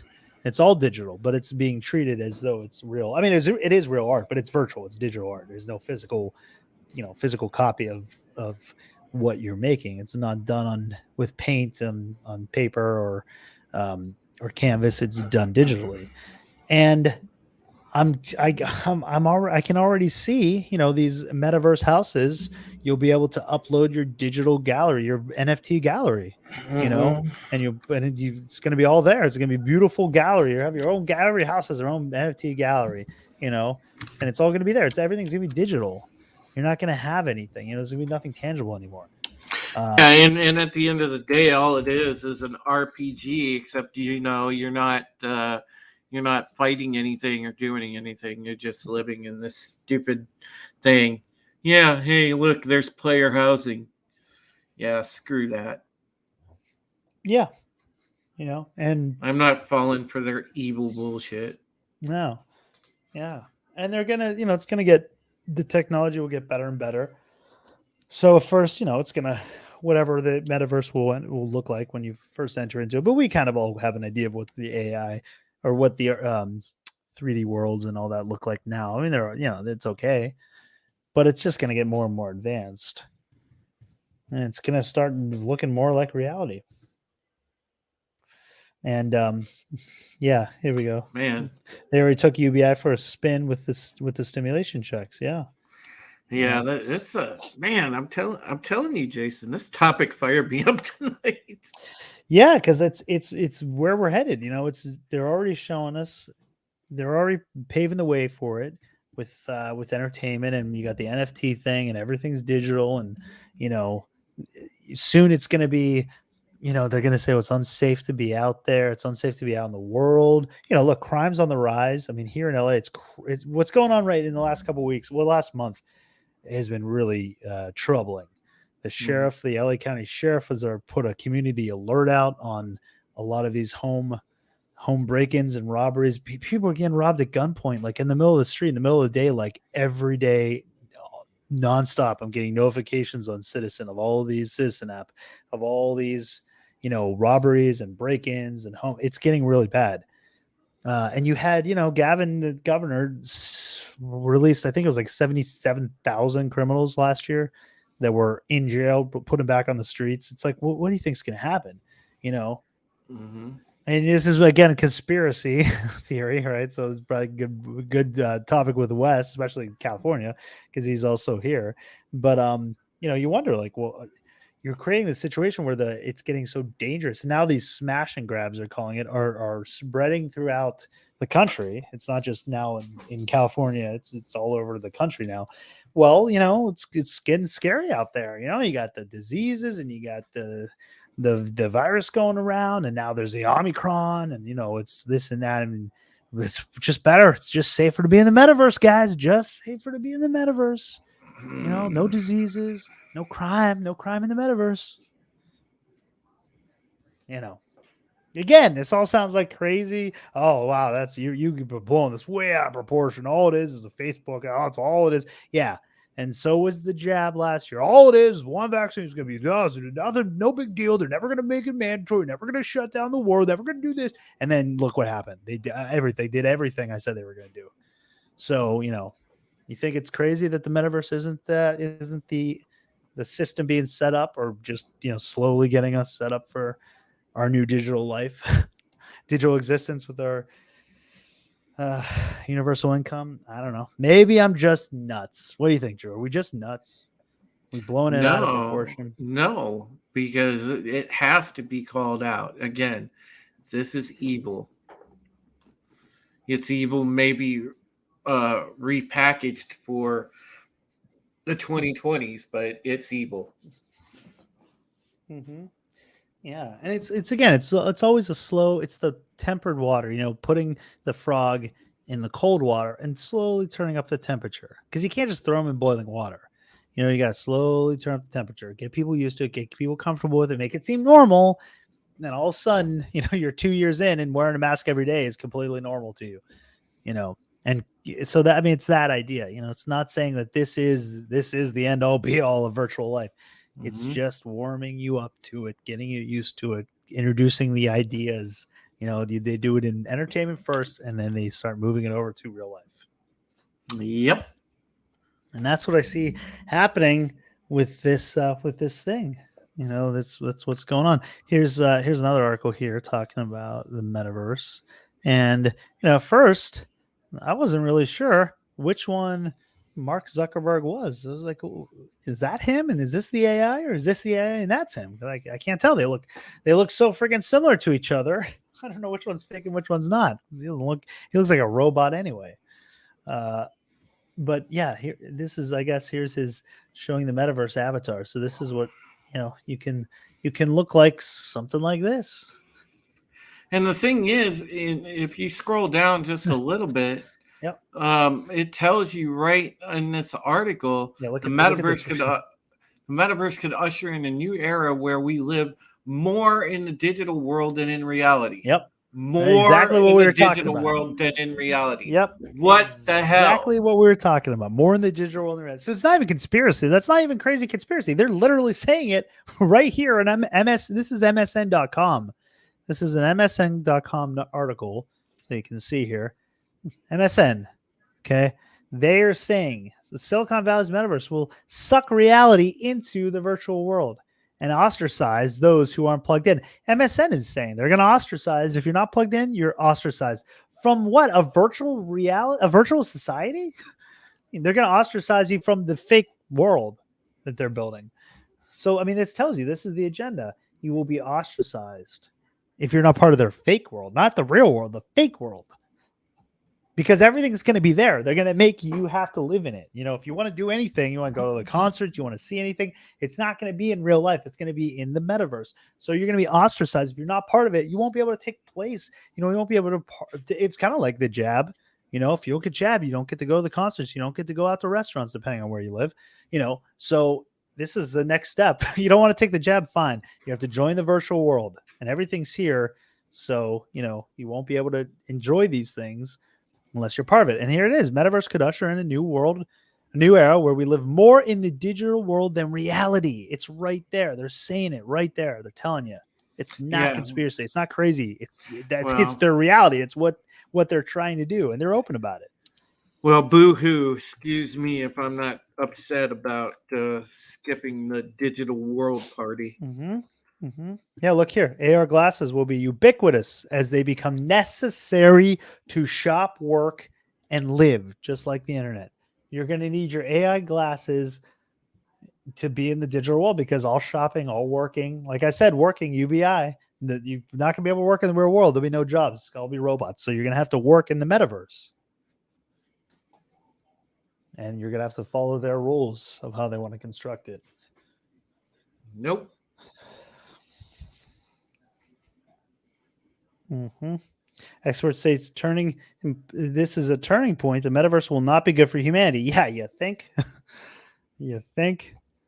It's been peddled as a futuristic place where all sitting in our living rooms with goggles strapped to our noggins can interact, buy things, date, and more. You can be dating in the virtual world. No need for human interaction. It makes me think about that movie Demolition Man with Stallone. Dude, yeah, wow. Him and Sandra Bullock have that, you know, that steamy that steamy sex scene, which wasn't really a sex scene, but you know, but it's in the future, it takes place in the future, and they wear these AI helmets and they connect, like somehow neurologically, they connect their minds, and that's how they, you know, procreate. Well, like not procreate, can't procreate that way, but that's how they have relations with each other. By this virtual helmet thing, you know, there's no physical contact connection. So, I mean, look at this. Sorry, I don't go for that either. No, you know, it's not real. I mean, yeah. The only thing I'm gonna go demolition on is real punani. Yeah. That's good, Drew. Demolition. But what if, in addition to being a place, the metaverse also represents something else? A point in time when we live more in the digital world than we do the physical one. Such a moment with a long-held theory among the augmented reality community, including Lois Rosenberg, a 30-year-old veteran of AR development and CEO of Unanimous AI. The the nomenclature. I don't know. Nomenclature. Nomenclature. Yeah. It's a new one for me. The nomenclature aside, what you actually call this transition moment, I am absolutely certain that this point in time will come, and it will not be good for humanity. Although virtual reality and AR are both key aspects of the metaverse structure, it's AR glasses that will become ubiquitous within 10 years, replacing the cell phone as our primary means of interacting with digital content. That's the moment when the lines between the real and digital worlds, reality and their fake version of it, will blur more than ever before. Once you present a virtual object that is indistinguishable from a physical one, that's the last step. Yep. I mean, is that transcendence? I don't know, a version of it, I guess. It's not full transcendence, but it's pretty darn close. It's close as we've come so far. Well, I'm certainly not going to participate in that. I really am not going to participate in that. Yeah, I mean, it's, I'm good enough with I'm good enough with the desktop computer. I'm good enough with having my phone. That's bad enough. So I'm not going any further. Yeah, they see the meta meta world peace. Oh, that's funny, huh? Well, was that a boy? Yeah. You wonder if that was intentional. Was he in on it? The Yeah. meta world peace. Maybe Yeah. Ron Oh man, I forgot about him. maybe Ron Artest was a visionary back then, huh? Yeah, he was ahead of his time. Meta world peace. That's funny. Oh man, that's funny. I never even thought of that. Yeah. I forgot about him. Ron Artest. That's great. Let's see. What else are you guys saying? We are Borg. Resistance is Yep. futile. It's a conspiracy fact. Yeah, everything The was Turbo conspiracy theory. Turbo, Go ahead. it's really going that way, man. This is legitimately like the Borg. Like we are fighting the fucking Borg. I mean, this is no joke. Yeah. Yeah, same with me, buddy. I'm assimilated by Tommy and the Guinea Pig Collective. Yeah. Well, I mean, Soul Assassin, I think this is maybe part of it. What if the metaverse is a way to depopulate the world, by locking people in the cyberspace? Yeah, if they can keep them home, then it's kind of, I mean, it's the next best thing. You're not using resources other than power. You're still using power, computing power and all that, but you're not using as many resources. You're not out gas guzzling the planet, buying all this extra stuff you don't need because it will all be digital. You won't need physical stuff, so you won't need to make as much. I mean, the Georgia Guidestones with the tenets of faith, I guess you'd say, they have keep the world's perpetual population at 500,000, and it's all like in pro-environmentalist stuff. Well, look at the green movement. But yeah, it's if you can keep people inside, then and everything's digital, then they don't need to do as much. You give them the universal income so they can buy food and necessities for actual living in real life, and everything else will be done virtually. You won't need clothes because you never go out. What you'll need is digital clothes for your avatar. But you can do that all within the metaverse. Right. They're trying to separate humans from each other. Yeah. Well, they're going to give you the false version of being connected, just like they do now with, it's not obviously that far, but with, FaceTime was locked down for a year last year, and you had FaceTime. Hey, you can connect with your loved ones all from the comfort of your own home, which is, hey, look, thank God we had that, because at least that was something to stay connected, but it's, it's still not the same thing. And this is the next step past that. This is the further version, going further. Well, I know. I know that what I'm going to do is just stick with being what I've got, and if I have to give up technology as a whole, I'm prepared to do that because I grew up well before most of this, so I don't have to worry. Yeah, I feel really bad for the kids now who don't know how to function without, electronics in their phone and the iPads. And No, it's almost they addicted them to it, and that's they're reliant. They're reliant upon it. Yeah, they can't live without it, because they don't know how to do anything. They don't know how to go out and play. Yeah, exactly. They legitimately don't know how to go out and play it, so it's bad. What do you get to put them outside? They're like, what do I do? Yeah, what am I supposed to do out here? Yeah, exactly. That's why it's so important that if you have kids, you get them outside and get them to do stuff, and take them on walks, get them to get on a bike and go down a hill and fall and get scraped knees, and deal with like stuff that kids have to deal with. Otherwise, they're going to be a little protected, in the little protected bubbles, not knowing how to do anything, and anything that does happen to them, they won't know how to freak out. Kids have to go out, play, fall down, get roughed up, get hurt, heal, learn adversity, learn how to take care of themselves. And it's important for kids. You need to know that stuff. Have fun outside, nature, feel the grass under their feet, play in the dirt, get dirty. That stuff is important for development, Just being with nature is important for humanity. We're supposed to be with nature. Connected to it, all living things, like Yoda said. It's we're connected to all living things. I mean, we really are. It's how God Yeah. designed everything. We're supposed to be in harmony with everything. Yes. Stay connected to real reality. That's all I could say. Yeah, are you gonna be like you go on your virtual date in the metaverse? Are you gonna virtually go to a bar and have virtual drinks? Virtual. I mean, what are you gonna?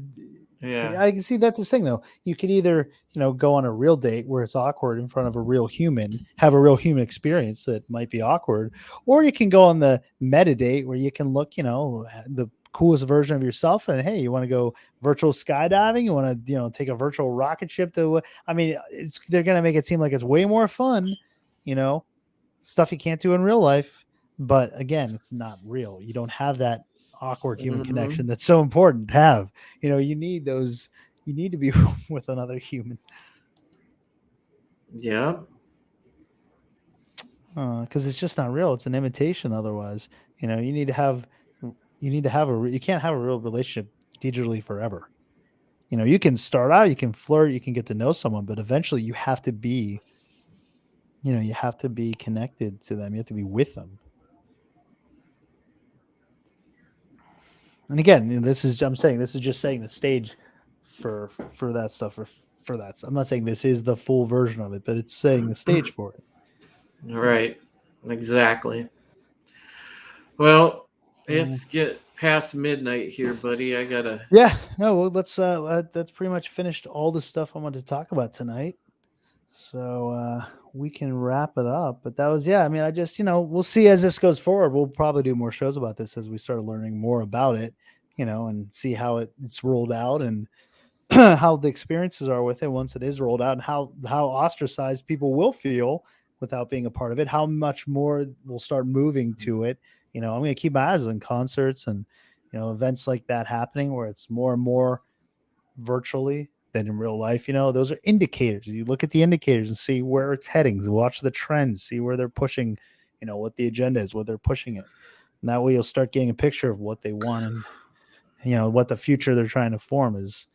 So yeah, we'll keep on this topic. We'll do this again and see where things progress. But thank you, Drew, for joining us tonight. Thank you, everyone in the Yeah. chat. We've had a great show.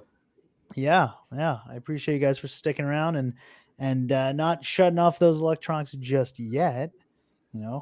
Hanging out for the show first. But thank you guys all.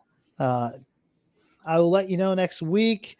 The shows are going to be just hit and miss depending on how busy I am or how much time. I'm going to try to do them every Sunday as I can. So, but I'll let you know when I can. I'll definitely post, that Sunday if you haven't heard anything, or if I haven't posted anything, I'll definitely let you know Sunday afternoon whether there's a show or not. I'll always put it on my community chat on my channel. So if you haven't subscribed, go subscribe. But I always post a message there, whether it's, hey guys, no shows tonight, or hey, we're going live. Here's the show. I'll let you know. If we do a show, I know I want to get Yeti Cast on because I've promised him I'd get him on. I want to talk to him about his UFO sightings that he saw. So I want to get him on, and Drew, we got to get West on to do it. Oh yeah, absolutely. Wes Moody. We'll have to do something with Wes, and again, thank you so much, folks, because I know this is something I look forward to on Sundays. It's definitely something that Jason looks forward to. This was a really fun show to do because there's not only discussion, there's fellowship here. And again, thank you so much, Jason, for allowing me tonight. I felt very strongly, I know, but thank you for allowing me the latitude to pray over all of us. Absolutely. I feel that. Thank you for doing it. I feel that made a difference. I do too. Prayer always makes a difference. I think it always changes things. And and of course, I want to again say thank you to PJ. Say thank you to Tim, Open Airlock Policy, Laura, all the wonderful people that have gone out of their way, done that. I never in a million years have thought that, and I consider it just a gift from God because I didn't ask for it or anything else, but these lovely folks that put together this fundraising effort. Thank you so much. I know I appreciate it from the bottom of my heart. Mama Heretic appreciates it more than you could know. And thank you so much to the community for going and just supporting all of our channels, being there for us, being good friends. God, if there's one thing that JJ taught all of us, it's cherish one another, cherish the friendships that you have. And you guys out there in the audience so much are wonderful, wonderful friends. So thank you from the bottom of my heart. Also, if you want to subscribe, if you haven't subscribed to the channel yet, it is, Supreme Heretic. Follow me on Twitter at Supreme Heretic. Tuesdays, you guys are going to want to check out Rogue Resistance. That's where we do the latest in politics and current events. We have breaking news. We do everything, and I try to explain the show format to somebody, and I figured it out. We're like, instead of watching Fox News and watching the 5 on there, we're like the 5, but actually fun. Okay, so watch Rogue Resistance on Tuesdays. We're gonna have back a guest. A lot of people were asking for to come back, and that is Summer Elliott, the very beautiful patriot lady. She's gonna come back on with us and hang out hopefully Tuesday. I got to finalize with her tomorrow about that.